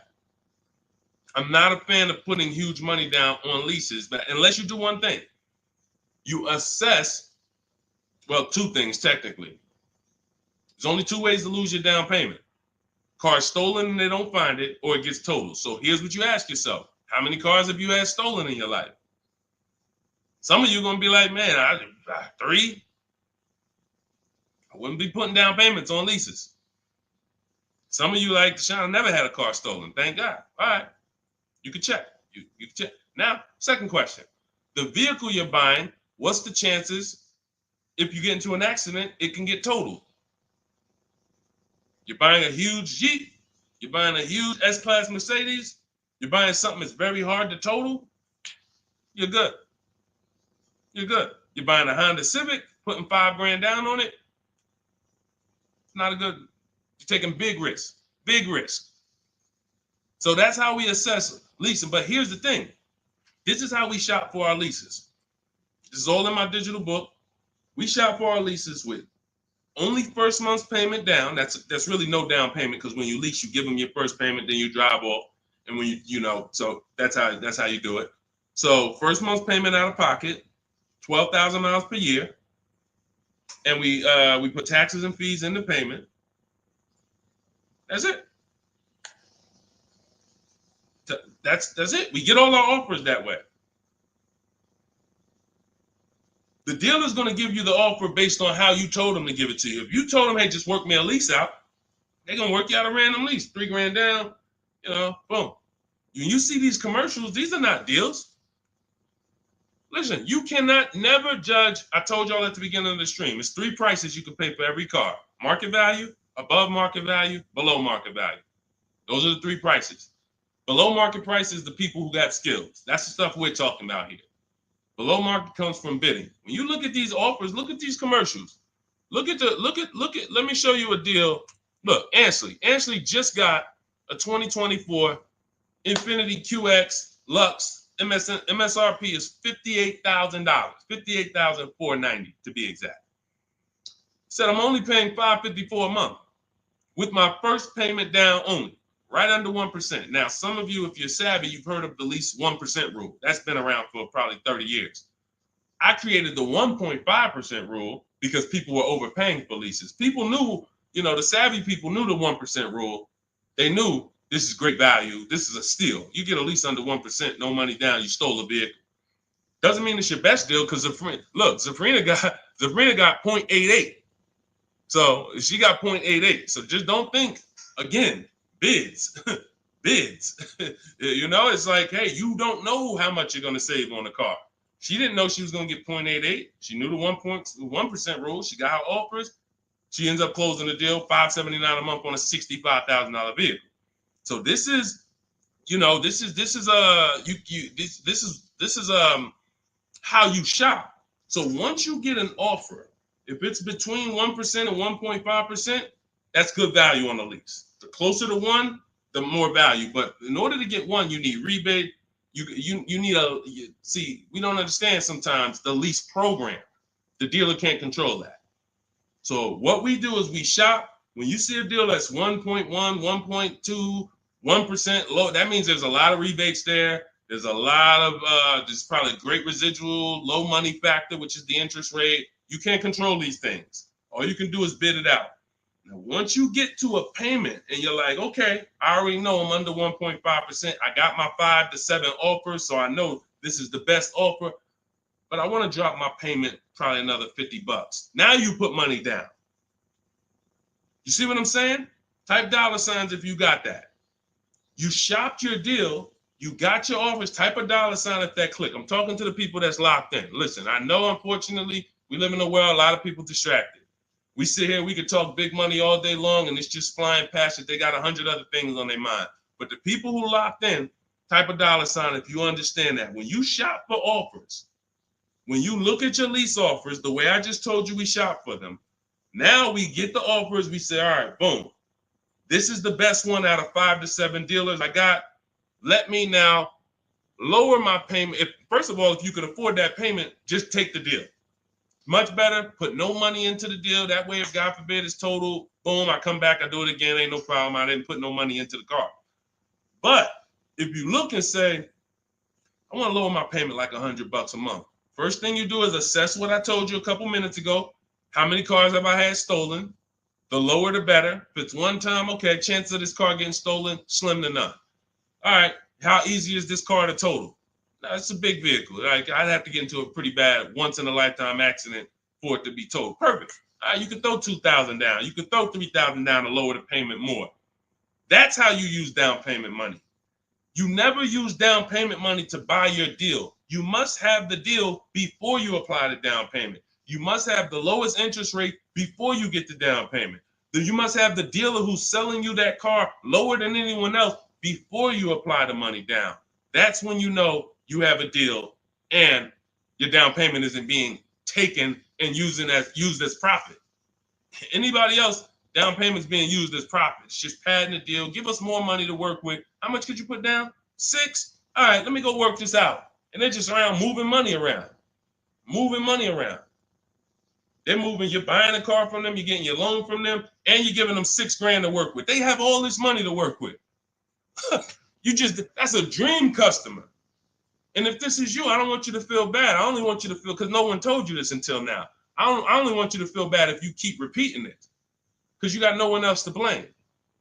Right now, you have the opportunity to change everything and focus on what I'm teaching you. So no one can do this to you.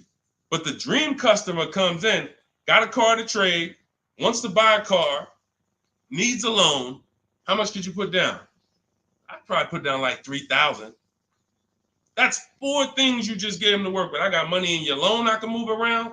I got money in your old car that you want to sell to me, trade. All right, I could use that. Got some margin there. Then in the car you want to buy, I got some margin there. Then I got your down payment money that I got margin. I'm just about to let me manipulate a couple things and here. That's what we don't want to do. All right? That's why we separate the transactions. This stream, if you get the 3 pillars of great car deals, separating your transactions, bidding them out, this can never happen to you. None of this stuff could ever happen to you. Okay? Everything we're going over is in my new digital book. It's called Cars from Home, 7 Steps to Saving Time, Money, and Avoiding Dealerships. This teaches everything step by step, how to get below market leases, below market purchases, new cars, used cars, high mileage driving strategies. Some of you who are driving over 18,000 miles a year, you can't do some of this stuff is not, you need custom advice. See, again, I don't do one size fits all. You can't be an 18,000, 20,000, 30,000 mile a year driver and think you can actually use the same loan structures and all of that as a normal person. You're depreciating your car faster than them. So all of this is in my blueprint. It's in my new book. Get your copy for 75% off in my TikTok bio, in my Instagram bio, or we have a link in the comments for you on YouTube, and we have a floating link on Facebook for you guys. But if that timer hits 0, it's $97. And if I'm you, if I miss the 75% offer, I'm getting the book, knowing what I know. And there's people who have the book, they'll be like, hey, look, I don't care if you missed it. You need to get the book. It's $97, worth every penny. So I want you to have everything I teach. It'll be in your inbox in literally a couple minutes. It's a digital book. And as soon as you get it, you're going to see a thank you page, and it says screenshot this page. Very important, because on that page is the link to open the book. Then I email you a copy. Also on that page is the link to my support team, just in case you type your email wrong. Our system is great. We send out lots of books. It works every time. But if you mistyped your email, then you're not going to see the book. So make sure you have my support team's email. So if you don't see that book in 5-10 minutes, email my team, hey, and they'll get you the book right away. All right. Thank you, Skinner. Yeah, nobody ever broke it down like that. I'm glad. That's what I'm here for. That's what I'm here for. I only want to pay first month's payment, and that's it out of pocket. That's 90% of our people, Skinner. 90% of our people. Hold on, I'm gonna get to Hideout PA. You got the next question. Hold on. But look, 90% of our people, look, India, look, $365 a month, no money down. That's first payment only. Look, Melissa, look, got her hybrid Honda Pilot 2025, $597 a month. She made $12,000 on her equity assessment, sold her car. So $597, I'm trying to see an MSRP, almost 50 grand. So it's a 1.2% lease. Look, nothing out of pocket, first month's payment. Look, Ansley. I got to go get the rest. I didn't hit see more to get his detail. You see, Ansley got 2 cars. He just got another BMW. Hold on. Look. Milligan.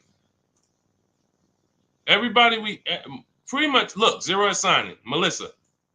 This is what we do. There's nobody who's better at this than we are. Listen, if I had the time and we did one stream where we just sat here for an hour, I could show you 100+ people. Boom, boom, boom. Well, I just show a dozen because I'm not going to spend too many. Look, if you don't get it from 10 people, you're not going to get it from 100. You know, if 10 people just like you who are showing their deals, paying less than you, don't persuade you, 100 wouldn't. But the point is, everybody shops with no money down. Because when you shop with no money down from now on, you will see it's easier because you can't confuse me. You can't confuse me when I'm shopping with no money down. You got to be great at math, which I love math. So, I mean, I love math. But you have to be great at math to put 3, 4, 5,000 down and be able to see where the money's actually going. So the best thing to do is compare. I could get this car, no money down. I could lease this car, no money down. What's my payment? And then you'll be able to see it. Dealers can't manipulate you. So definitely, that's all we do is no money down shopping. Go ahead, Dolan. You can put that one up.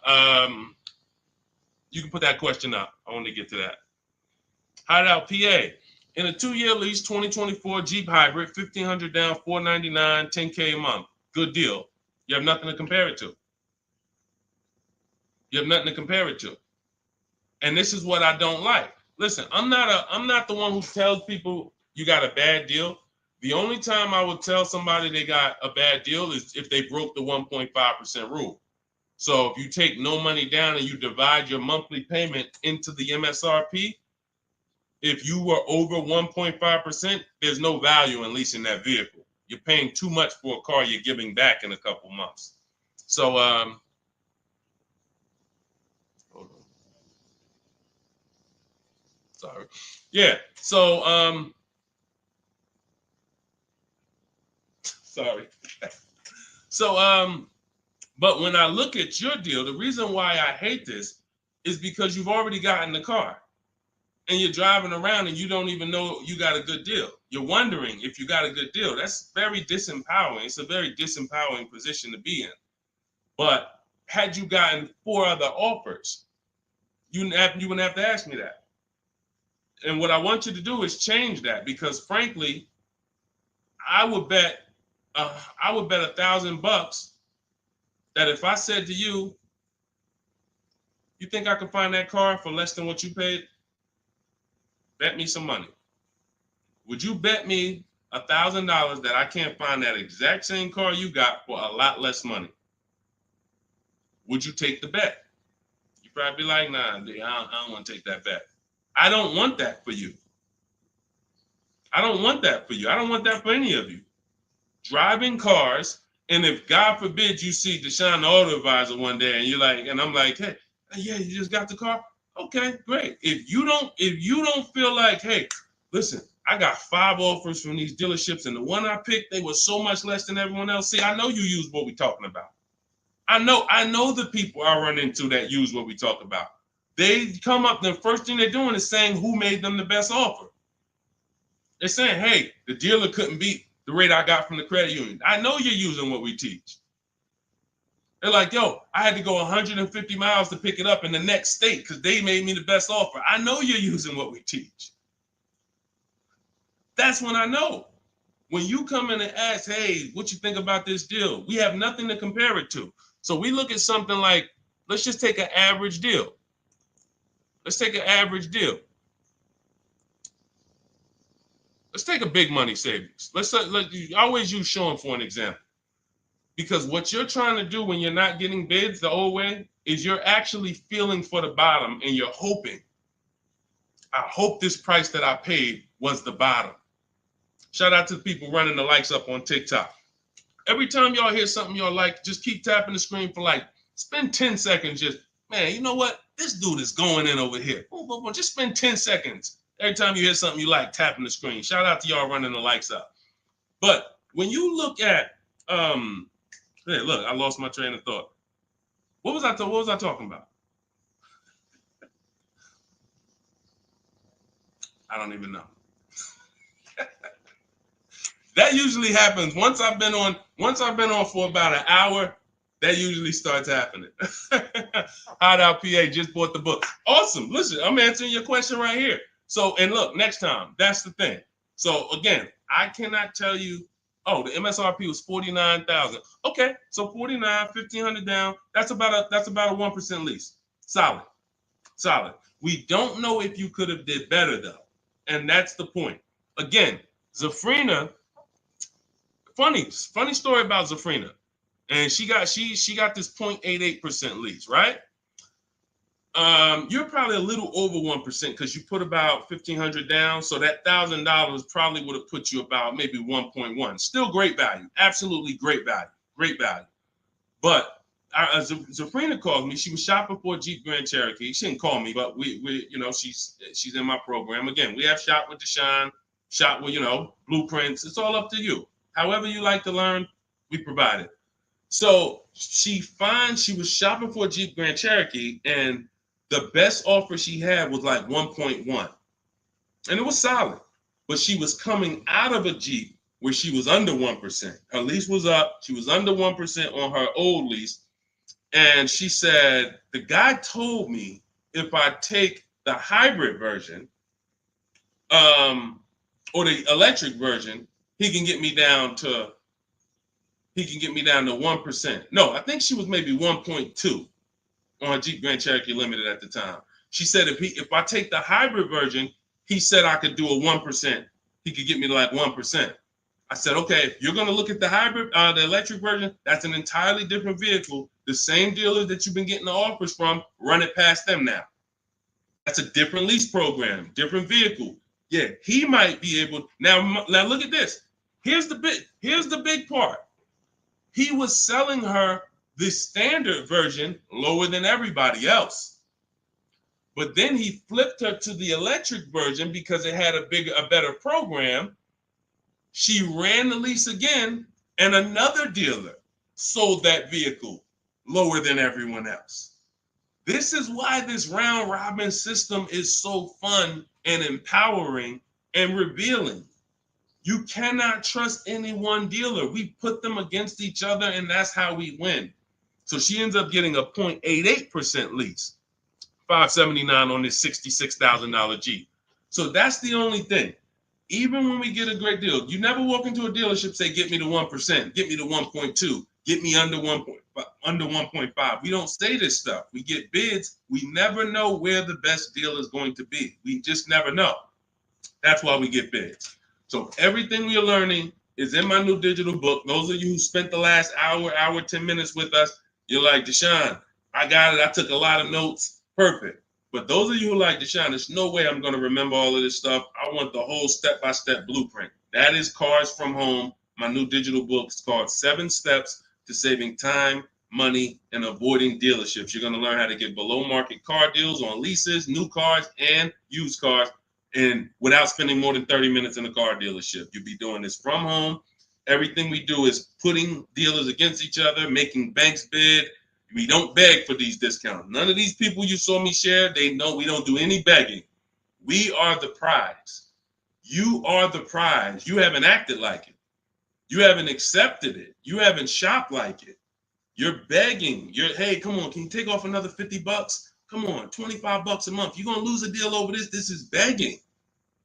You're begging someone to give them a $50,000 transaction. We don't do that. We're at home, empowered.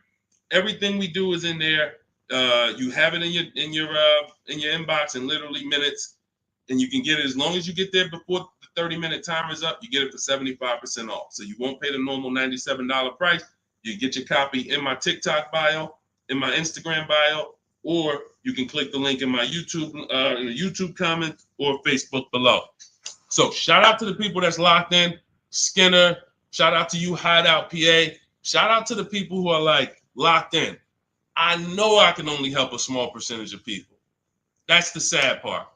The sad part is when I came to the internet, a bunch of smart people who studied the internet, they do this. I never sold any products on the internet.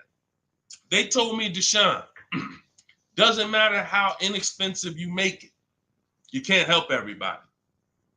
They're not mentally gonna let you help them. I said, no, that's impossible. Nah, I said, look, no way. No, I'm gonna be so transparent. I got the industry experience. We got hundreds of testimonials. They go to all my pages. They can see their peers, people just like them, grandmothers, single mothers, all that. They said, Deshone, none of that matters. You can only help a small percentage. And they've been right. And I used to be disappointed. I really did. But now I focus on the people who are locked in. Whatever God gave me, whoever God assigned to me, I'm focused on you. That's it. So I'm here to make sure Hideout PA wins. She got the book. I'm here to make sure that Skinner wins. I'm here. Anybody who locked in, hey, Deshone got the book. You talking to me. I'm the 10%. I'm the 20%, whatever percentage it is. But the rest of you, you got to evaluate yourself because you're going into a very expensive purchase that is the second most expensive purchase you're ever going to make. And you're going in to deal with sharks. Like you really live that. Like you're really ready for that. I spend more time warning you of what the inside is like because I've been in the inside. I can go back to sell cars if I wasn't running a company to educate you guys. I can make $200,000, $300,000, $400,000 a year selling cars. This is not hard for me, but I know what it's like. I know who sits next to me. I know it's people who, when you sit down next to them, your head's coming off and you're going to leave with a smile. It's an art. It's a science to making a customer leave with a smile. We got people who pay $200 more per month than they could have got, but they leave smiling. Don't let them run into their neighbor, though, that's got the same car and got a better deal. $200 less. Wait, you got the same car? What happened? They knew something you didn't know. So that's my warning. Shout out to the people that's locked in.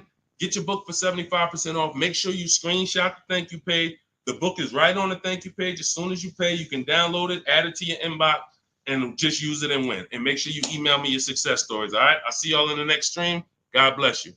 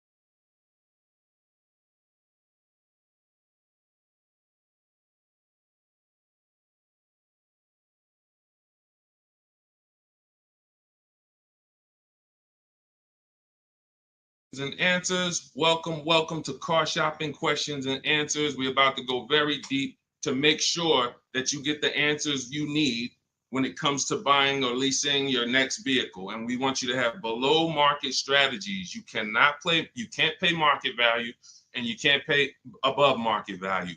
The goal when you are purchasing or leasing a car is to get a below market deal. That's the only deal. If you pay market value, you're paying what everyone else paid. It's not a deal. If you pay above market value, you're paying higher than what most people pay. It's definitely not a deal. The only deal is below market value. I see you, Rachel. We're gonna start off with you. I see your question on coming in on TikTok. So Dolan, we get ready to pull these questions in. As you guys start typing your questions, we're gonna have Dolan pull them into the show so you can start typing. And I want you to know that everything you're gonna learn over this next hour is out of my new digital book. It's called Cars from Home. 7 Steps to Saving Time, Money, and Avoiding Dealerships. I wrote this book. I put 14 years of industry experience in the car business, working with dealers, working inside Mercedes-Benz, inside General Motors, and I created a 7-step process for you to get below market leases, below market finance deals, below market loans, below market cash purchases, below market used cars, and I have high mileage strategies in there for those of you who drive over 15 or 18,000 miles a year. It's all in there step by step, and you can get your copy for 75% off as part of our book launch offer. You can click the link that's floating on Facebook. You can click the link below on YouTube. We have a comment pin for you, and inside my TikTok and Instagram bios, you guys have a 75% off link for 30 minutes. Once that timer goes to 0, the price does go back up to $97. It's still worth it at $97, but I'd rather you save the 75% off the total price so you have even more value. So get your copy immediately. Don't let it go down to 0 before you get your copy, all right? Let's get started, Dolan, with the first question. Start typing your questions, guys. We're going to get through as many as we can in 1 hour. And as you come in, can you hit the like button? It does matter. It does activate the algorithm. It does let these platforms know that we need more people over here so we can help them protect their money.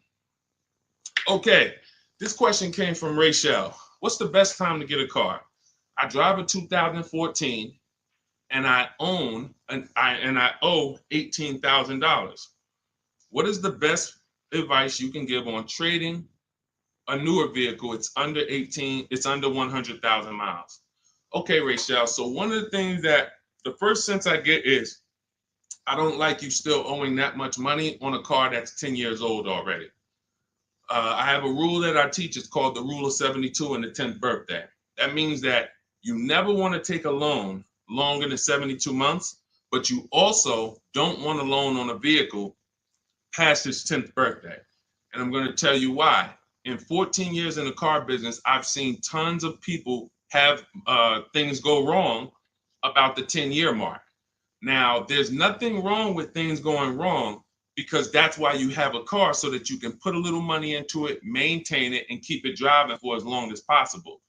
The problem is when you have a loan on that car, now what you're doing is you're repairing the car while you're making, hold on.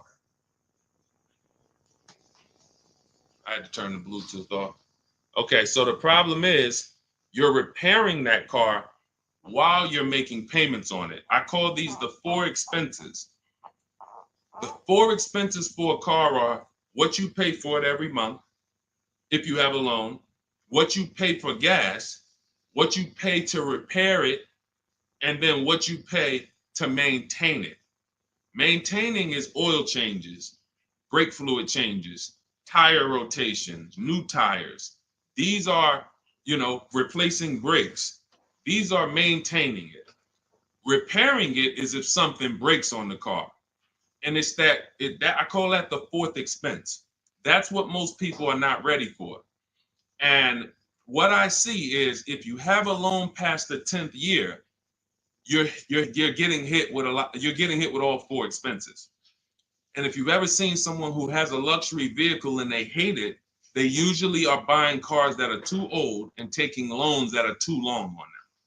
Because you'll see they hate the vehicle because BMW, you got your BMW, you go drop it off, they tell you, hey, you need brakes, that's maintenance. Then, hey, your navigation system or your electric system is messing up, that's $2,000. And then, you still had to put premium gas in the car, so you could leave out of there, it costs $5,000 in 1 month. And people be like, man, I hate this car. But the car is not the problem. The problem is you took a loan on a car that was too old, and you took a loan that was too long. That's why I created the rule of 72 and the 10th birthday. No loans longer than 72 months, and then your car needs to be paid off by the 10th birthday. Now, what happens if you look at the car you want and you can't afford that payment for 6 years? That means you can't afford that car. That doesn't mean stretch the loan out to 7 years or 8 years so that you can try to afford it. Right now, we could all go and we can look at a $700,000 house. Maybe most of us can't afford the mortgage on that, but if we stretch the mortgage out to 50 years, then maybe we can afford the mortgage on it. Doesn't mean it's a good financial decision. So if you're going to finance again, Rachel, I want you to keep that in mind. When you replace your current car, if you're going into another finance, which I don't recommend if you're not keeping this next car 8 years, because you're going to be in the same position again, you should be going into a below market lease. Then if you're keeping the car long term, then go to another finance and then make sure you're not buying too much car, taking out too many loans on it, and taking out too long of a loan. Use that as an affordability index. If I can't afford this car on a 6-year payment and I can't add up, here's how you do it. You look at the car, ask yourself, how old is it? If it's 6 years old, that means I got to take a 4-year loan. If it's 5 years old, that means I got to take a 5-year loan. It can't be greater than 10. You are taking way too much risk. And you're going to end up in this position where you're looking and you're like, how do I still have a car payment? Things starting to go wrong on this car. I'm nowhere close to paying it off. What did I do wrong? That's what you did wrong. Now, if you want to avoid this altogether and say, all right, what can I do in a different structure? You would be going into a lease. If you're shopping a below market lease, what that's going to do is make sure you can pay a low payment on a brand new car. It's always going to be under warranty, and you just keep doing that. You look like somebody who you're just used to having a car payment anyway. So you want to switch the way you make those car payments and start paying it into new cars versus these 10-year-old cars or 8-year-old cars that you're paying these payments into, and you're not getting much back in terms of return or quality or anything like that. So that's the first thing that I would concern myself with is, Rachel, how many years are you going to keep the next car? If it's 8 or more, then you purchase again. If it's less than 8, then Deshone, talk to me about a lease, because I'm not keeping this car at 8 years. I don't keep any car 8 years. All right? It's a great question. That's where we need to start out. Go ahead, Dolan. Shoot the next one up. Okay, this one is Love and... Okay, I don't want to even try to pronounce it, but you can see who you are. If I'm upside down, how can I trade or sell without having to pay the difference or getting a higher note? So now you're asking a question that... All right, so this person said, if I'm upside down, that means they owe more on the car than it's worth. How can they get out of that car and go into another car without paying the difference or having a higher note? So I'm going to give you the way it's possible, depending on your situation, and realizing that in my book, there is one person, there's two people actually, but really one main person who, it doesn't matter how good your credit is, you're not going home with a new car, because negative equity is, you have too much negative equity. So there are cases where doesn't matter. You come in with an 800 score. I call negative equity the bad credit for people with good credit, because it's the only time when I was in the dealership, people would walk in and they would say, you know, okay, we look at a car and then we look at their current situation and the maximum amount they can pay. And then we look and say, hey, look, the bank's not going to approve this. You can't roll over 10 grand of negative equity to that $30,000 car and do no money down. So there are circumstances where you've dug yourself too deep, and the only thing that's going to do it if you don't have money is time and paying down the vehicle. So let's talk about if you're not in that situation. First thing I'm doing is I'm going to CarMax. I'm going to driveway.com. These are websites.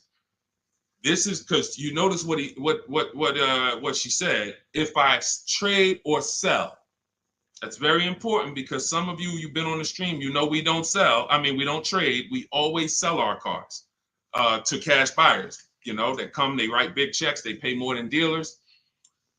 So the first thing we're going to do is visit these cash buying websites: CarMax, Driveway, Carvana, KBB Instant Cash Offer, AutoNation, and Car Gurus. That's going to give you 6 independent offers. Now, once you get those 6 offers, that's going to tell you how much negative equity you have based on your payoff. You need to call your bank and ask them, how much is my payoff? That's the amount you owe. Don't look at your statement. Call your bank, make the phone call, and find out your payoff. Now, you look at what your payoff is, and you look at what your highest offer is. If your highest offer is the same as the payoff, you're break even. If your highest offer is 20, but your payoff is 15, that means you got 5,000 of equity. If your highest offer is 10 and your payoff is 15, you got 5,000 negative equity. So now the best thing to do is what I call pay the difference. Because when you pay the difference, now you can go into your next transaction and you can do a clean transaction. Clean transaction. So whatever deal you get on your next car, it's clean. You're not bringing any baggage over. You can shop multiple offers. There's no limits. But if you can't pay the difference, now you have to do what we don't like doing, which is trade. And there's going to be a ton of people with negative equity, because a lot of people bought cars that were overpriced from 2020 to 2022.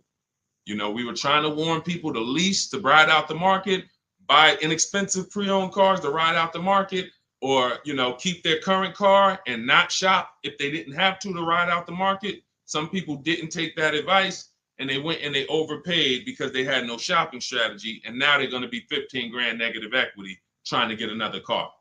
So if you can't transfer, you know, there's limits to what you can transfer. If you can do what we teach and you actually can shop the market the way we teach, you might get a deal like this. Let me show,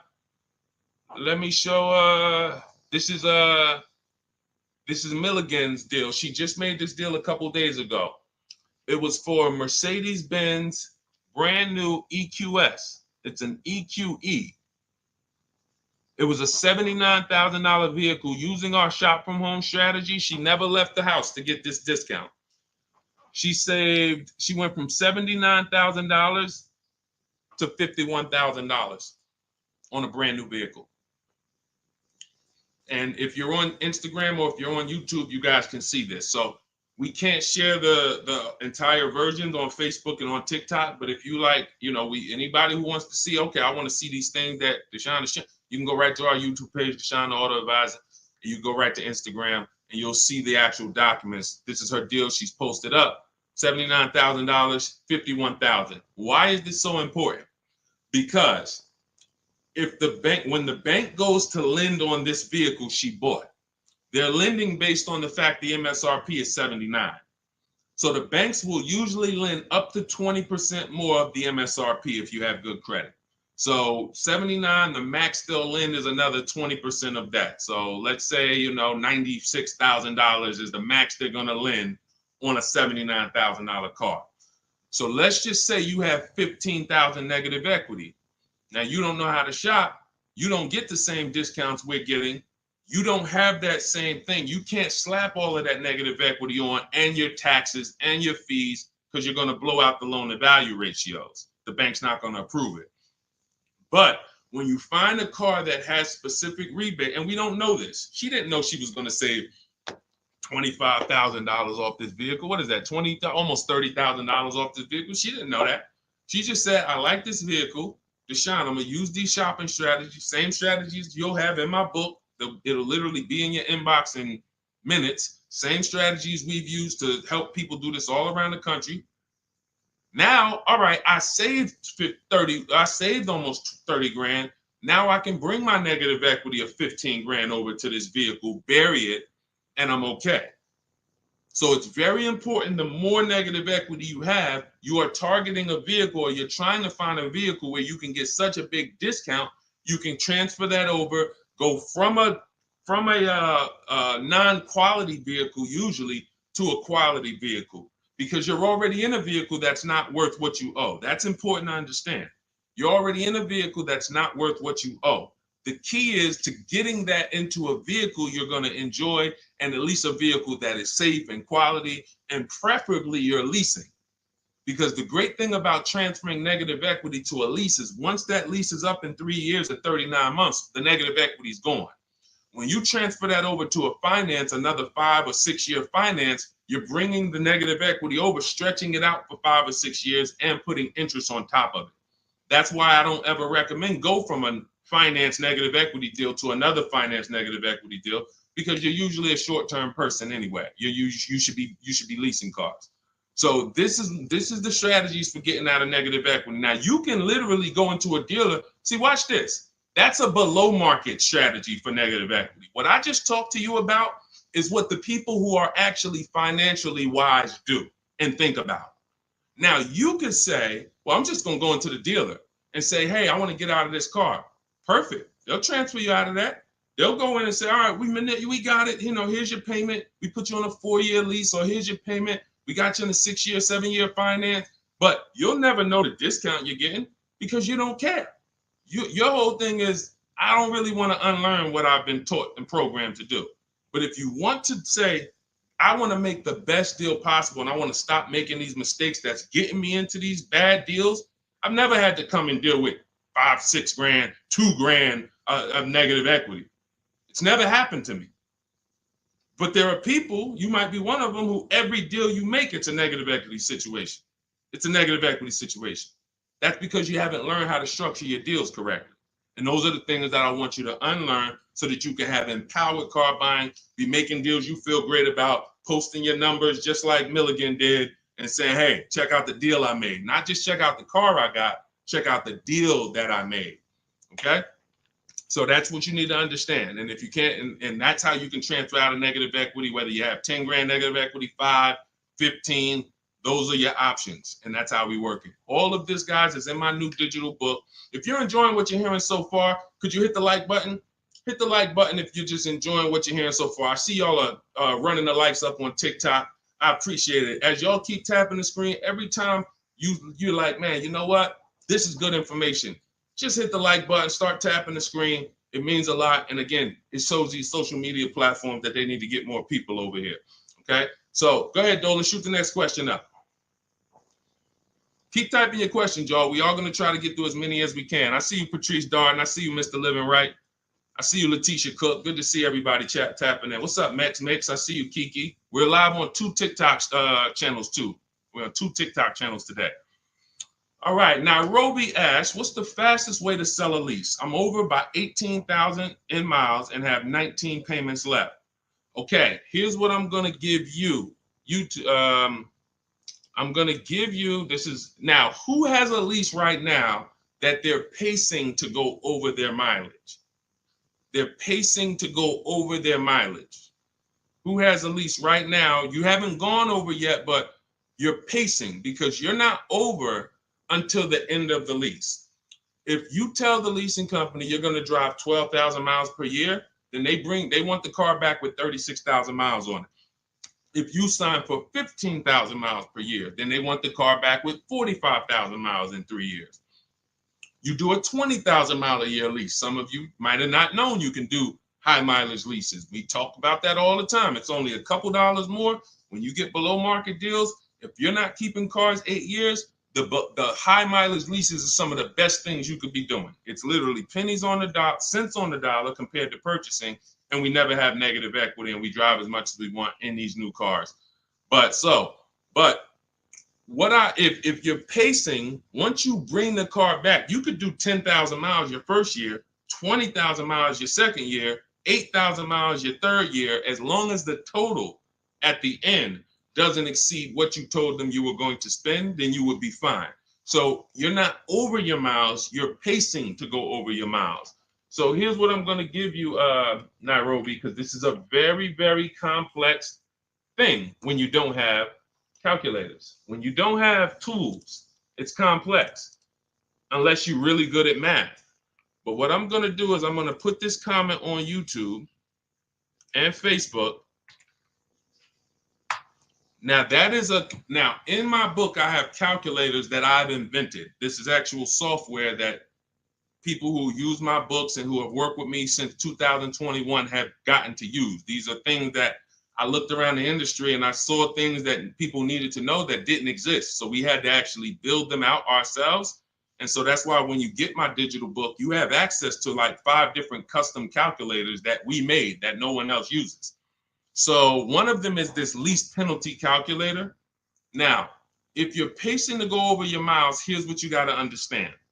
If you call a dealership, one of the biggest lies that they're going to tell you is, come on in, I'll take care of the mileage, or I'll take care of the penalties, or we'll get you out of the lease. Who's heard that before? Type me if you've heard that. Type me if you've ever spoken to a dealer, if you said, hey, I'm going over my miles, or hey, I'm thinking about, I want to get out early, and they said to you, no problem, come on in, we'll get you out of that. Don't worry about your old payments. Who's heard that? Who's heard that? Okay, type me. I told y'all, you got to stay by your keyboards when you're on these live streams. This is not, you're not watching somebody play video games where you could just be like, all right, yeah, let me just watch this person. Nah, this is active learning. This is stay by your keyboard because we dialogue with each other. All right, Latesha, I see you. Carol, yes, I see you. Harold Driver, yes, I see you. All right, so here's what happens.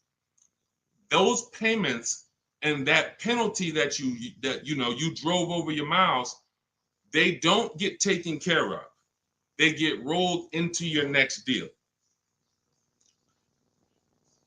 The only way lease payments disappear is if they have something called a payment waiver. And that's for loyalty in some cases. They don't say, hey, you got a Honda, you're buying a Toyota, we'll waive those old payments. They'll say, we'll take care of them.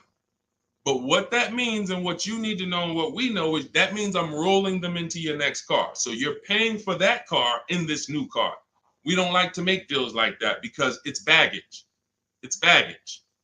So what we want to do is we want to find out if we're pacing to go over our mileage, does it make more sense for me to get, thank you, Tim. That's actually a good statement. Ain't nothing free. That's a good statement that a lot of people don't understand. When they say, hey, I'm throwing in these floor mats for you. Hey, I'm throwing in key protection. That means there's so much money in the deal that we have to actually, it's something called padding the deal. The finance manager and the team, they're trying to just pack. We got so much profit in this deal. We need to figure out how to allocate some of this so it's justified So when you hear them say that, oh, he threw in all this, he threw in all of this for me, that means you got a horrible deal. Sorry to tell you, but I got to give you the bad news first so that you understand, all right, it's smoke and mirrors, but I'm not going to make these mistakes again. You have a whole billion-dollar industry that is really hell-bent on keeping you shopping the same way you've been shopping, because it keeps them on the Fortune 500 list. It keeps them publicly trading at a good profit. But our people and the people who listen to us, those of you who locked in, you're going to be the ones that everybody else buying up here, but we buying down here. So let's get back to this point. So you want to see if I'm pacing to go over my mileage, does it make more sense for me to replace the car now? In which case my payments would be due. If I stop my lease 3 months early, and in Nairobi's case, she has 19 payments left. If she was to go and stop her lease now, those 19 payments get billed out immediately. So if she walks into a dealer and says, hey, get me out of this car, they're going to try to either see, can they buy it, or do we make the payments and roll them over? What happens most of the time, and it's usually a better situation, guys, is you would use that lease penalty calculator, you put in how many miles you're driving per month, and it's going to tell you, if you go all the way to the end, this is how much your mileage penalty would be. I had somebody who I work with use that calculator. He found out the mileage penalty would be a little over $2,000. But if he got out now, his payment and mileage penalty would be $5,000. See, first thing we want to do when we find out we're going over mileage is, let me try to get out of this car. Oh, you don't realize that that's a bigger penalty you're paying, breaking the lease early, versus go to mileage, and then you find yourself a below market deal. You get yourself a deal like this. Get yourself a deal like this, because I told you I'm gonna be showing a lot more people. We had so many people get cars over the last couple of days. We gonna be showing these people. Look, this is Melissa. Melissa got a 2025 Honda Pilot EXL. She got a 15,000 mile a year lease. And oh man, I didn't even when I screenshot her, hold on. When I screenshot her deal, I didn't open it up with all the details that she shared. So hold on. Stay with me, because y'all got to see this. She got a 1.27 lease. And if she would have let's say she was in a situation where she had a $2,000 mileage penalty, it would be simple for her to just literally roll that mileage penalty over here on top of her 1.2% lease. So this was her full deal right here. It says 15,000 miles per year, $597 a month. And look, she sold her old car because she was used to financing. This is the perfect example of someone who was taught never lease, never lease. She paid all this money to finance these cars. She had a 2018 Kia Sorento, and she would normally go in, trade that car in, and then use whatever equity she had, 5,000, 7,000, 8,000, as a down payment towards her next finance. And she just kept doing it over and over and over again, paying high payments, losing her equity. So she discovers me. She finds out she's not keeping cars 8 years. She's like, all right, if I'm not keeping cars 8 years, I'm not breaking Deshone's 8-year rule. I'm going to shop for a lease. So now she shops for her lease. She gets the same car she would have gotten and paid tons of money for, $800-900 a month for, because she was financing it. But now she actually she financed, she gets her new lease, $597 a month. And look, she did her offers, the 6 offers I told y'all to do, 10 minutes ago, $12,000 in equity. So she goes in, she gets the new car, no money down, $597, drives off in a brand new $50,000 vehicle. Then she gets a check and she puts it in her bank for $12,000. It's the way the money moves. If you understand what I'm saying, if you're starting to, even if you don't get it all, if you're starting to understand type of dollar sign, it's the way the money moves. This is already a woman who likes driving newer cars. It's obvious. She has a 2018. She's going to upgrade it. So she would normally just go trade it in, finance another car, keep it another 5-6 years, trade it in, finance another car. It costs big money to finance these cars. It costs huge money. So now what she did is she said, okay, I drive 15,000 miles a year. I'm just going to get a 15,000 mile a year lease. If she would have got a 12,000, payment would have been $25 less. If she needed 18,000 like Jen, look at Jen's deal. Jen needed 18,000. Where's Jen? Here she is. Look, she says $512 a month. She got a CRV hybrid, and some of these vehicles are very in demand. So when you see vehicles that are closer to the 1% leases, these are vehicles that have bigger rebates, more support behind them. And sometimes you see vehicles that are 1.2, 1.3. They have a little less support from the manufacturer, but you still need to shop to get great lease deals because most people are paying, either huge down payments or then, they're paying over 1.5%. Again, let's stay on topic though. If you look at Jen, she said my payment was $512. I bumped it up because I wanted 18,000 miles a year to $563.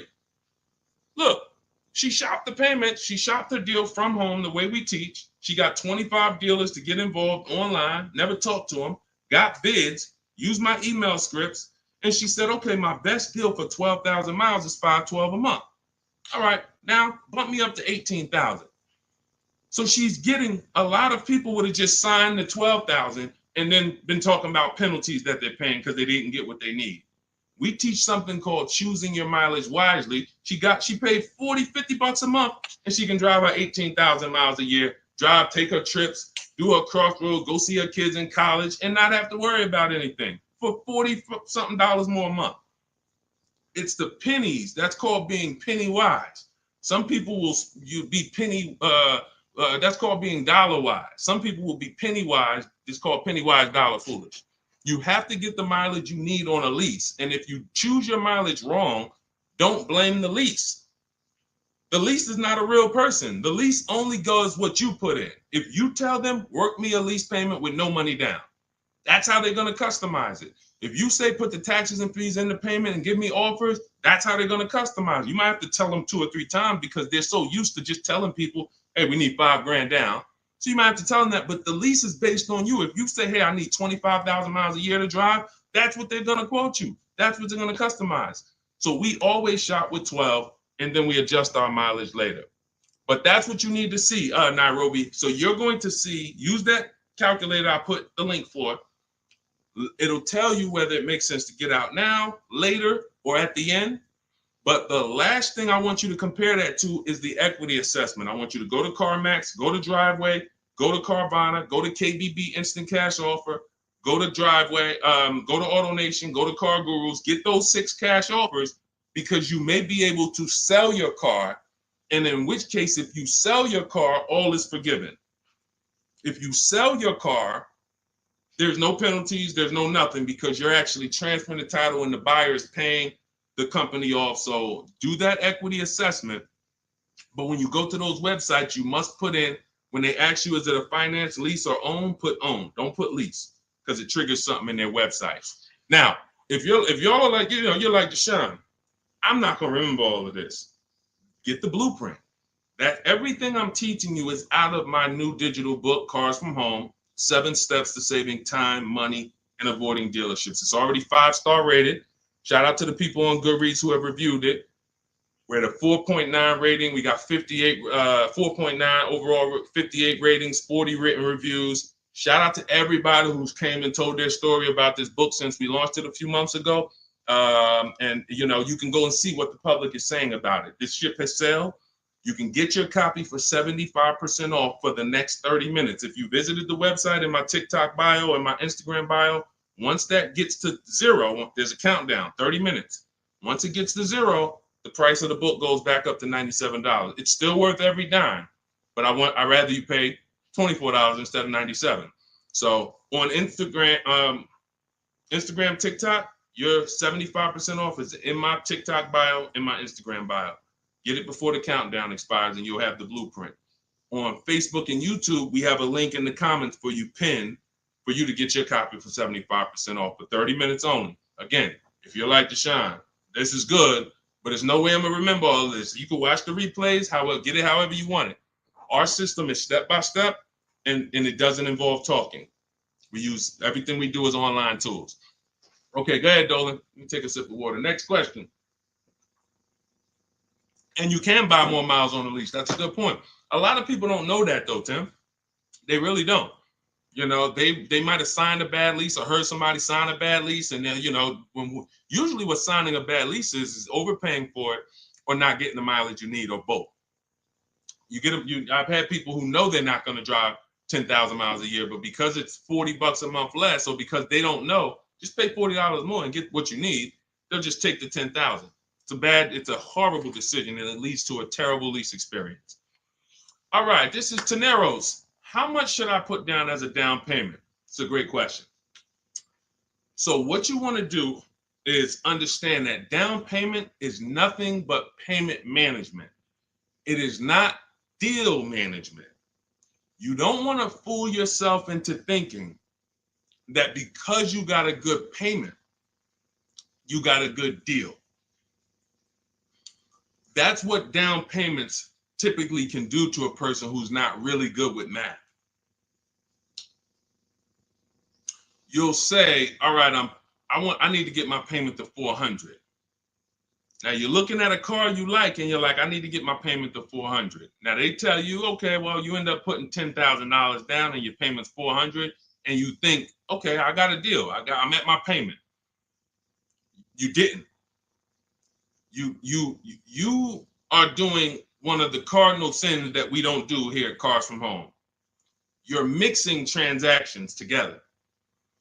What does that mean? Almost everybody who's financially savvy when it comes to cars is going to separate their loan from the purchase price of the car. These two things are unrelated.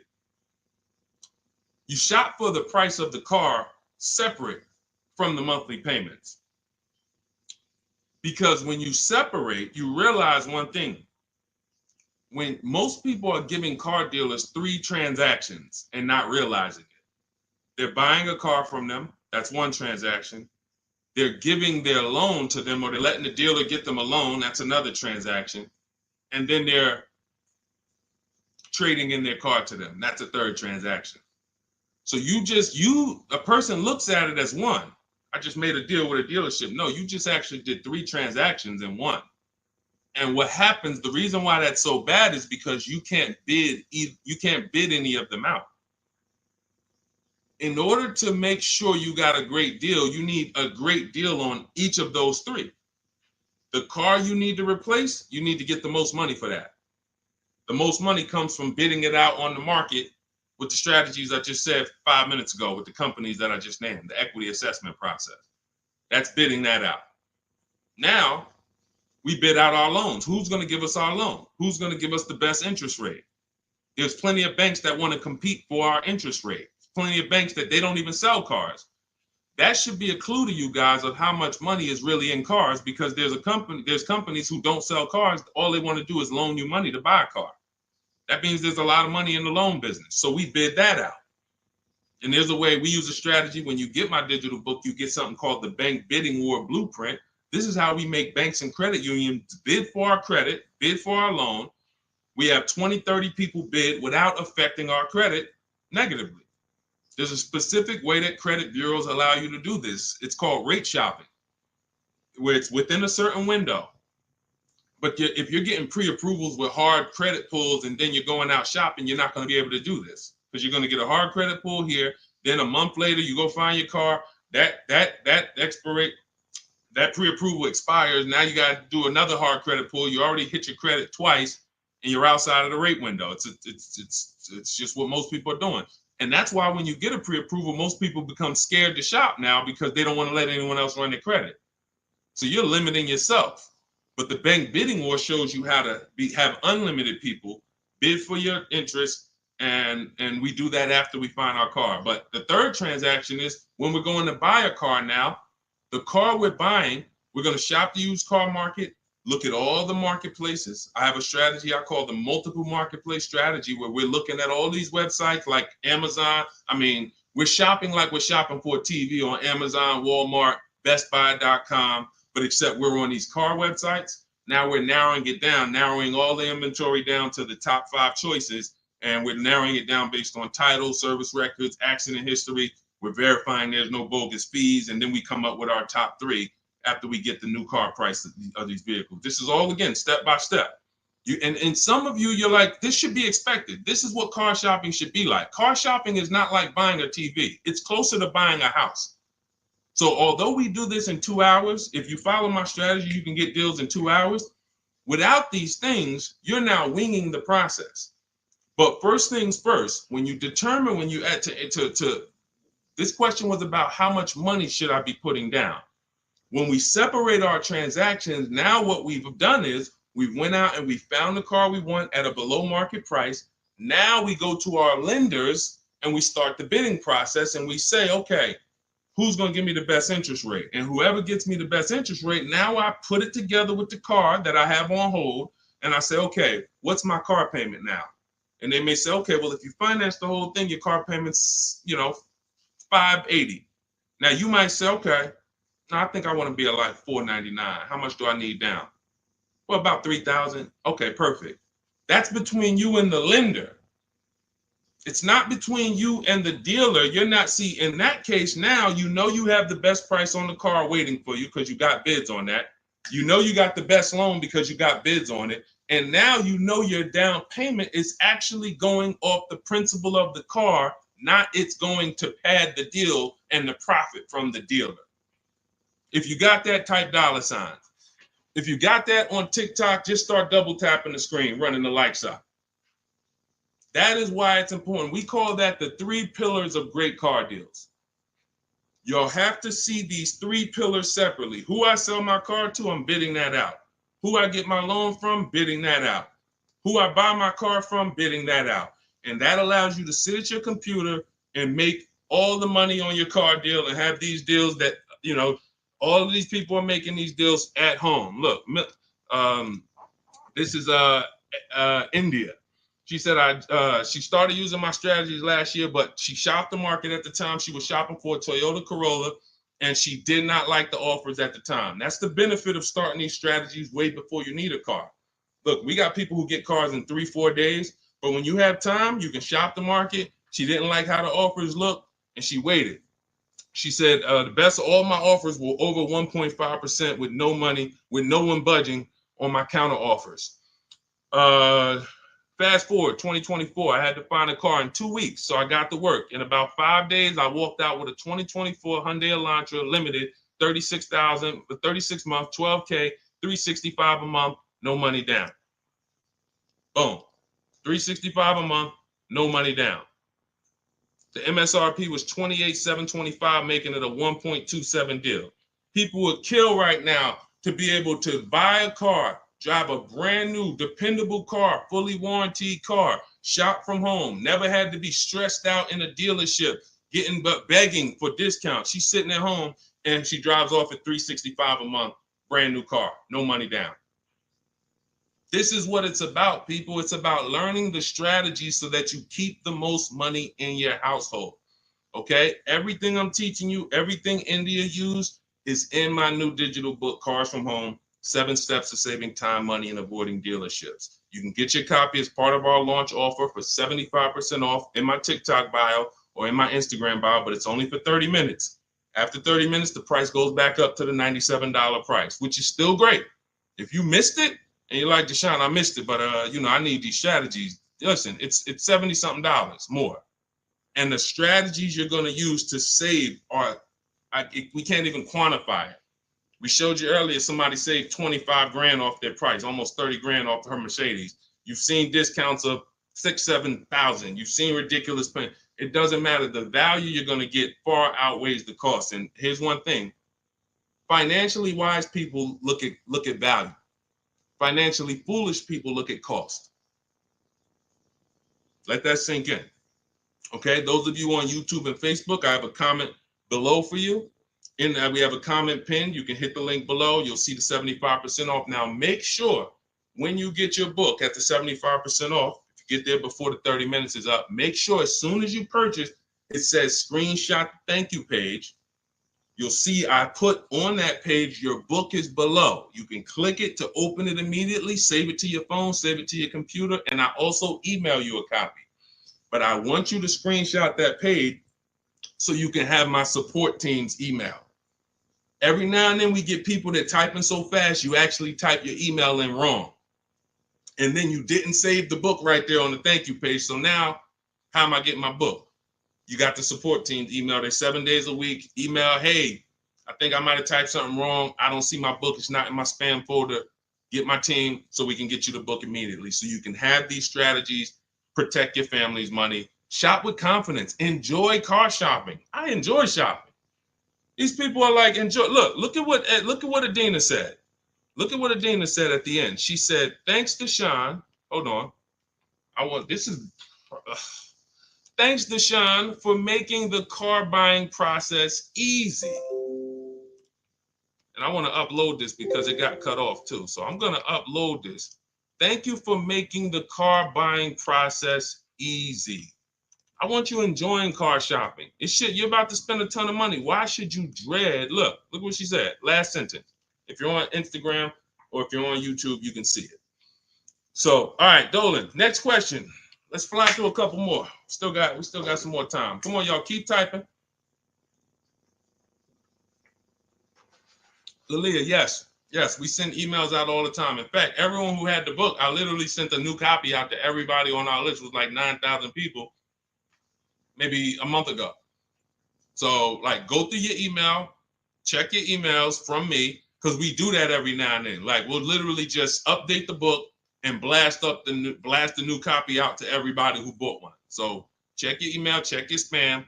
You know, I've sent you that book. If you purchased it last year, you've gotten the new book probably at least 2 times, 3 times. We've updated it and sent it out to everybody.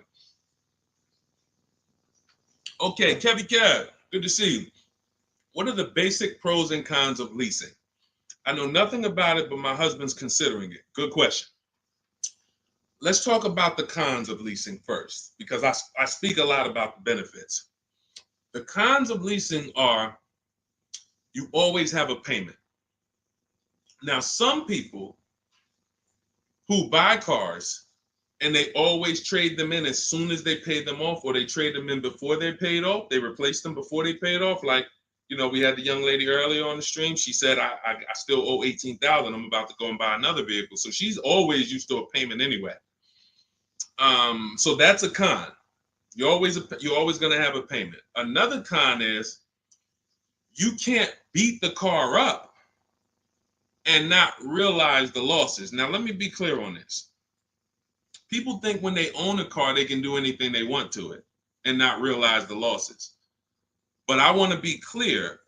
If you follow me, let's say a person buys a car, you own it, you put a lift on it, a big exhaust system, one of the big, the joint is loud. You customize that car. Did you raise the value or lower the value of the car? Type it in. Did you raise the value or lower the car? If a person does all of that stuff, customizes the car, did they raise the value or lower it? Thank you, Cam Newton. Lowered it. So let's say a person was going to sell a car, and somebody looked at it and said, hey, how much is you going to pay? You know, they're going to pay $20,000 to buy your car. Now, you're like, okay, perfect. Now you go and you do all of this stuff to it, put the engine, put the exhaust on it, boom. You come back 2 days later, and you're like, hey, yeah, I want to sell you the car for $20,000. Now, they hear that new exhaust. They hear all that stuff you put on. They're like, nah, I can't give you $20,000 for that. And that thing probably worth $16,000 now. I don't know. What'd you do to it? So I'm trying to get you to see what I call the unseen expense. This is depreciation. Everything we talk about when we talk about leasing versus buying, we're taking into account how we're going to avoid major depreciation. But people who purchase don't often think that they don't actually understand that whatever they do to that car, if they drive 40,000 miles on it, they just lost money. If my car was worth 20 today and then I drive 30,000 miles this year, that car is going to be worth 10. I'm destroying the value. So you pay for it either way. So when I say that one of the cons of leasing is that you can't do anything you want to the car, well, you can't without paying for it, but you also can't when you own it without paying for it. But if you do that, you have to restore it to its original condition. Now, another con of leasing is you have to be able to estimate around about how much you're going to drive. So people who are like doing Uber or something, you don't know how much you're going to drive. There's a reason I don't tell business people who do those types of businesses to lease, even though they're not keeping their cars a long time. there's a better structure for you guys. Leasing is not it, because you don't know how much you're going to drive. If you have a good year, you might do 40,000 miles. If you have a bad year or a rough year, you might do 20 or 18,000 miles. So you can't predict it. So with leasing, you have to have an enjoyable leasing experience. You have to have some type of an idea when you're going to, how much you're going to drive.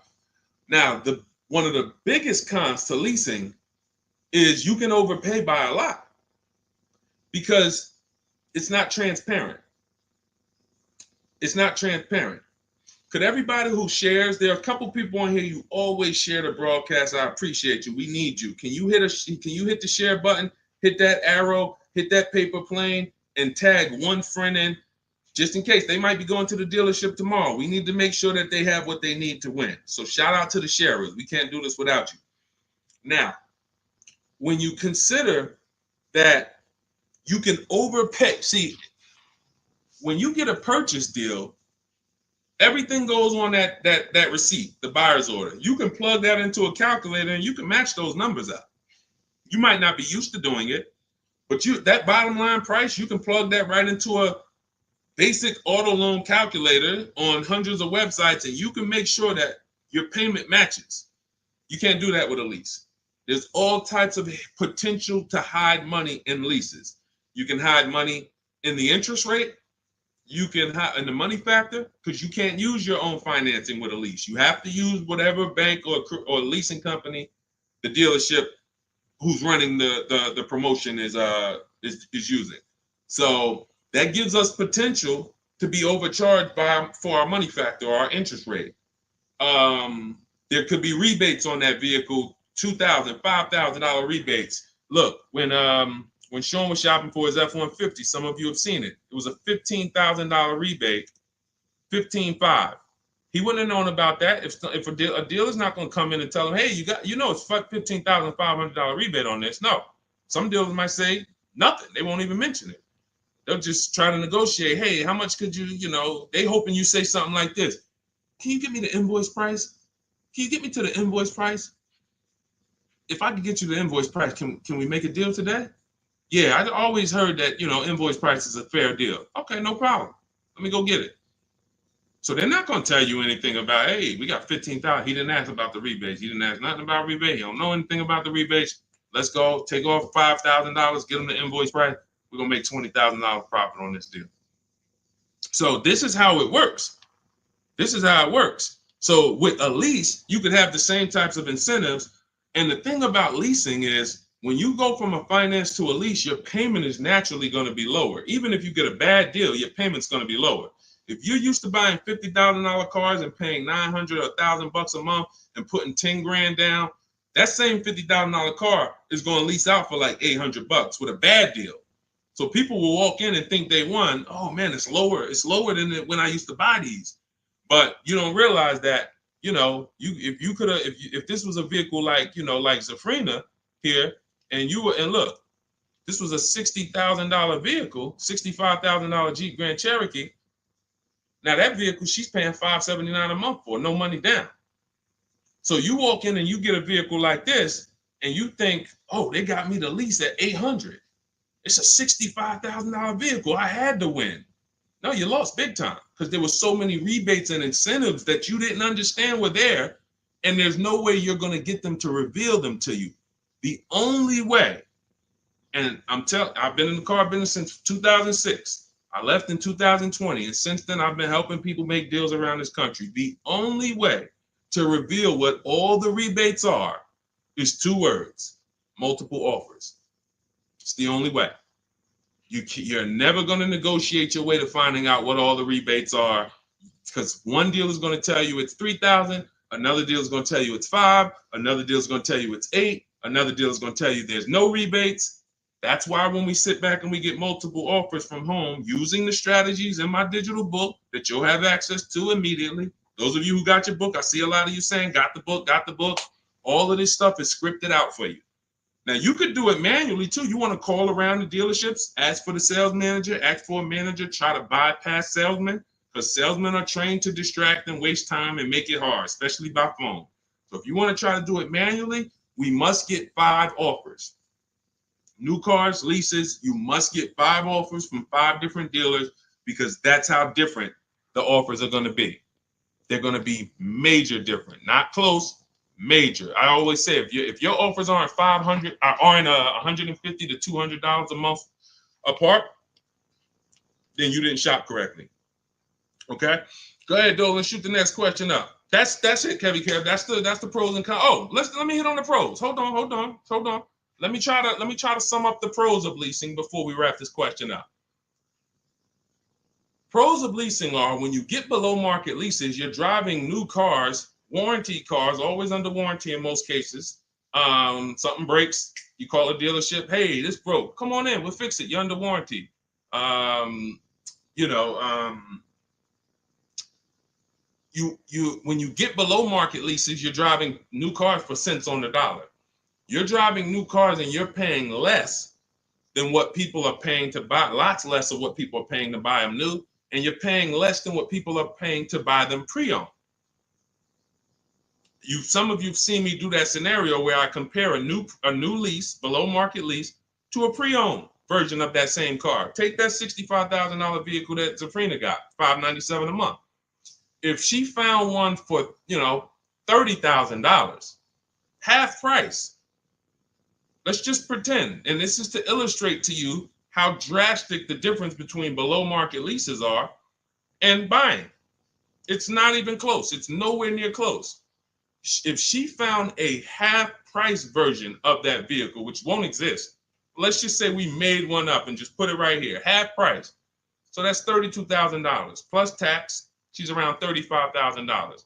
Some of you know every $5,000 on a car payment is about how much per month. I mean, when you look at a car, every $5,000 on a loan is about how much per month.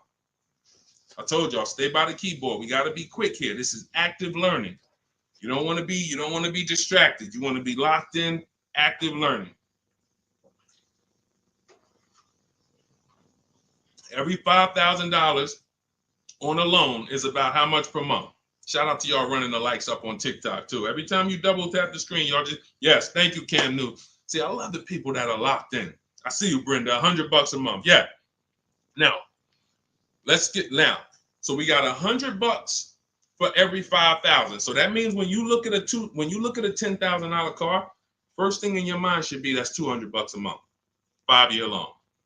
When you look at a $20,000 car, first thing in your mind, that's $400 a month, 5-year loan. When you look at a used car version, let's say she gets it for half off, $32,000 plus tax, she's around $35,000. What's that payment? $700 a month, 5-year loan. So when I tell you that when we're driving below market leases, we're paying less than what people are paying for pre-owned versions. I just took really on a $65,000 car, a decent pre-owned version will probably be 30% off, maybe 40% off.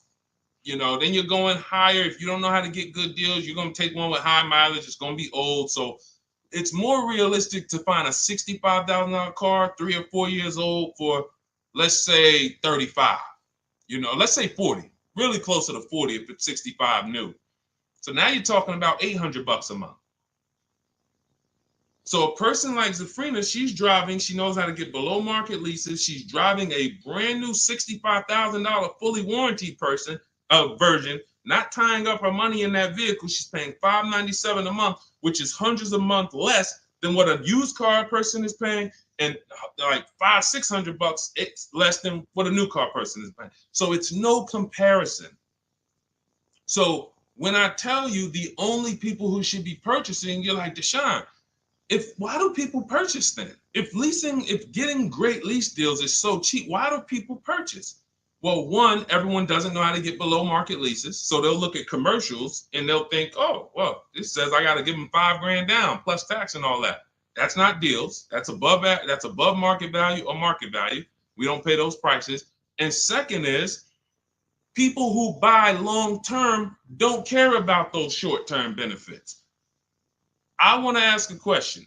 Who on here has a vehicle in their driveway right now that you've had for at least 8 years? I want you to type how many years you've had it. Let me know how many. I see you, Sharon. Congratulations. Use it and win. Let everyone who has a car outside in your driveway that you've had more than 8 years, I want you to type how many years old it is. 8, 10, 15.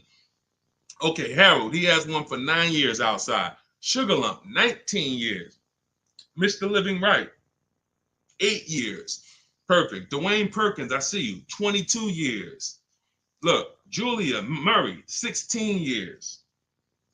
Look, Brenda, 8 years. Now watch this. Ralph, I see you, 10 years. 8 years or more is when we buy. These people won. So you heard me just spend the last 10 minutes, 15 minutes talking about pros and cons of leasing, benefits of leasing. But these people are the real financial winners in the long run, because the longer you keep a car, the less it costs you. I'm not a fan of people leasing who have the discipline to keep a car for 10, 15 years, 12 years. I would never tell people lease who's doing that. I'm trying to get the people who say, it's no way I'm keeping a car near that long. I've never done it. I don't enjoy it. I'm not going to do it. You are the people who should not be buying. Because the great thing about having a car 8 years is you'll see something. This is the depreciation cycle.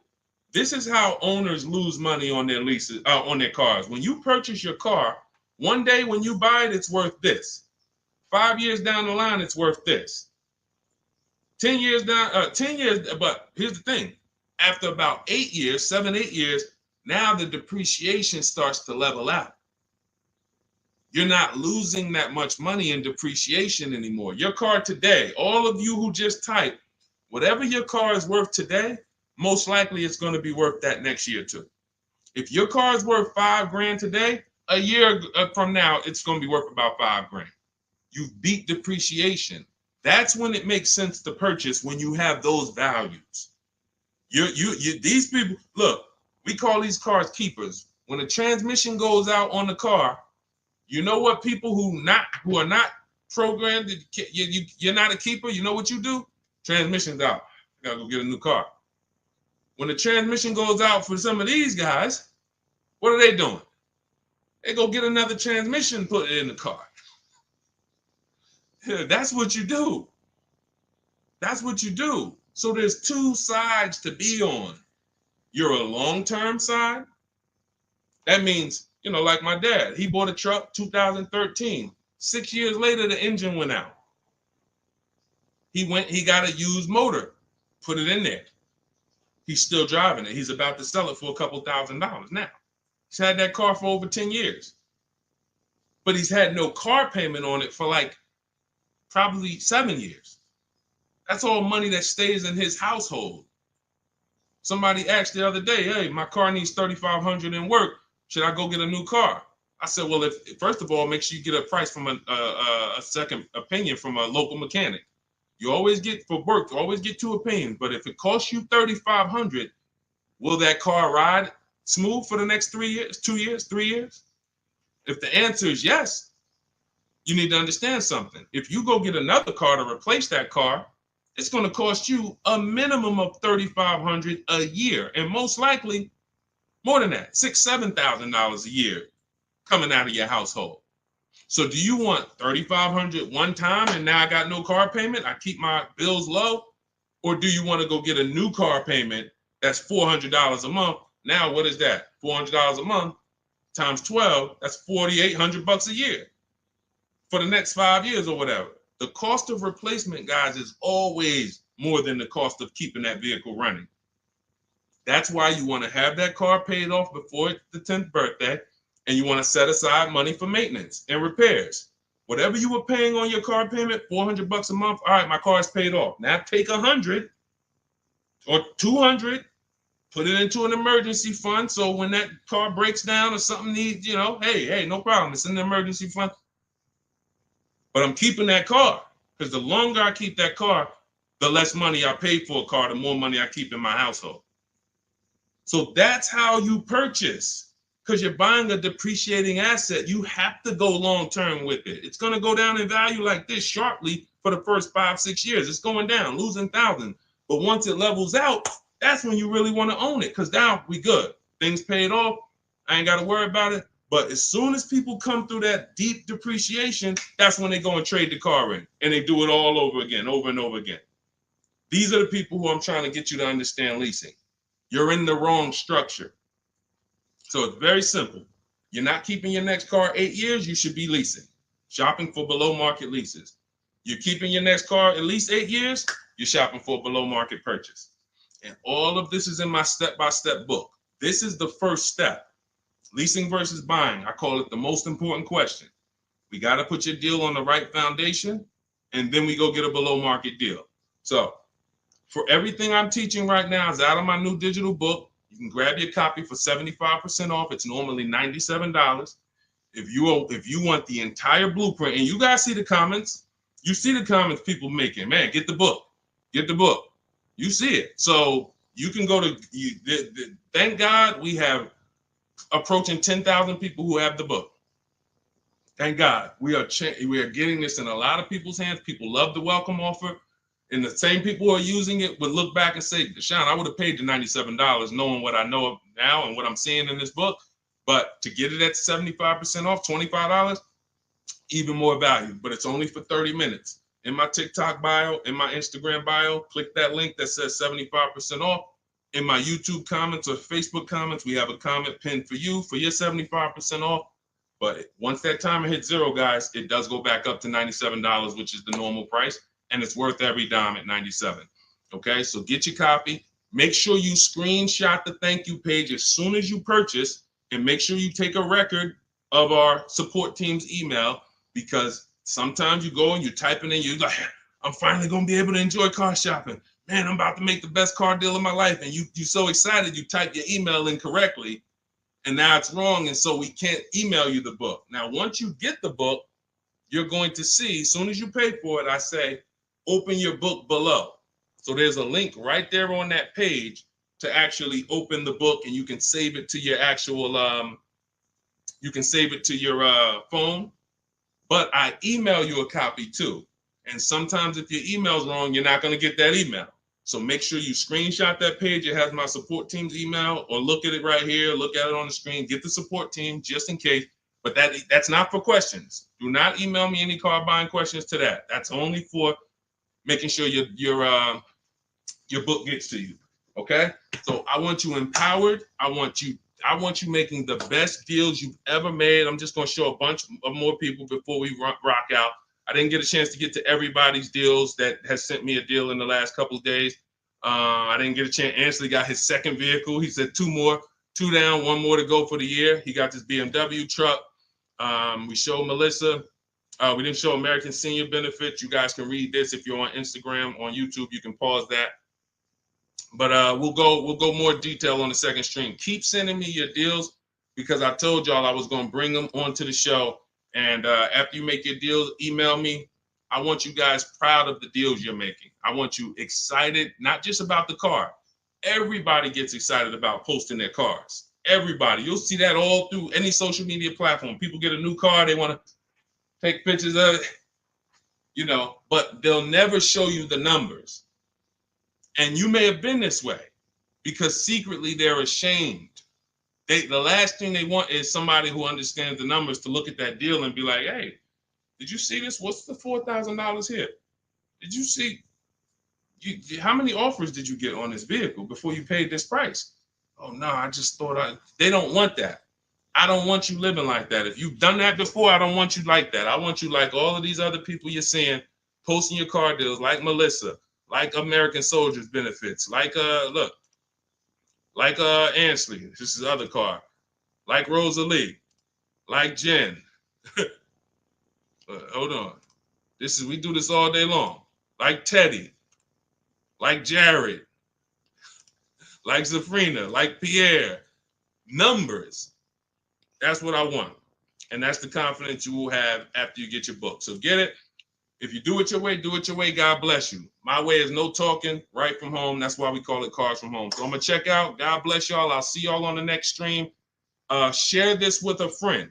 Before you jump off, share this with one friend that you're like, hey, I got somebody that my best friend, they need to see this, because we have to help people protect their money.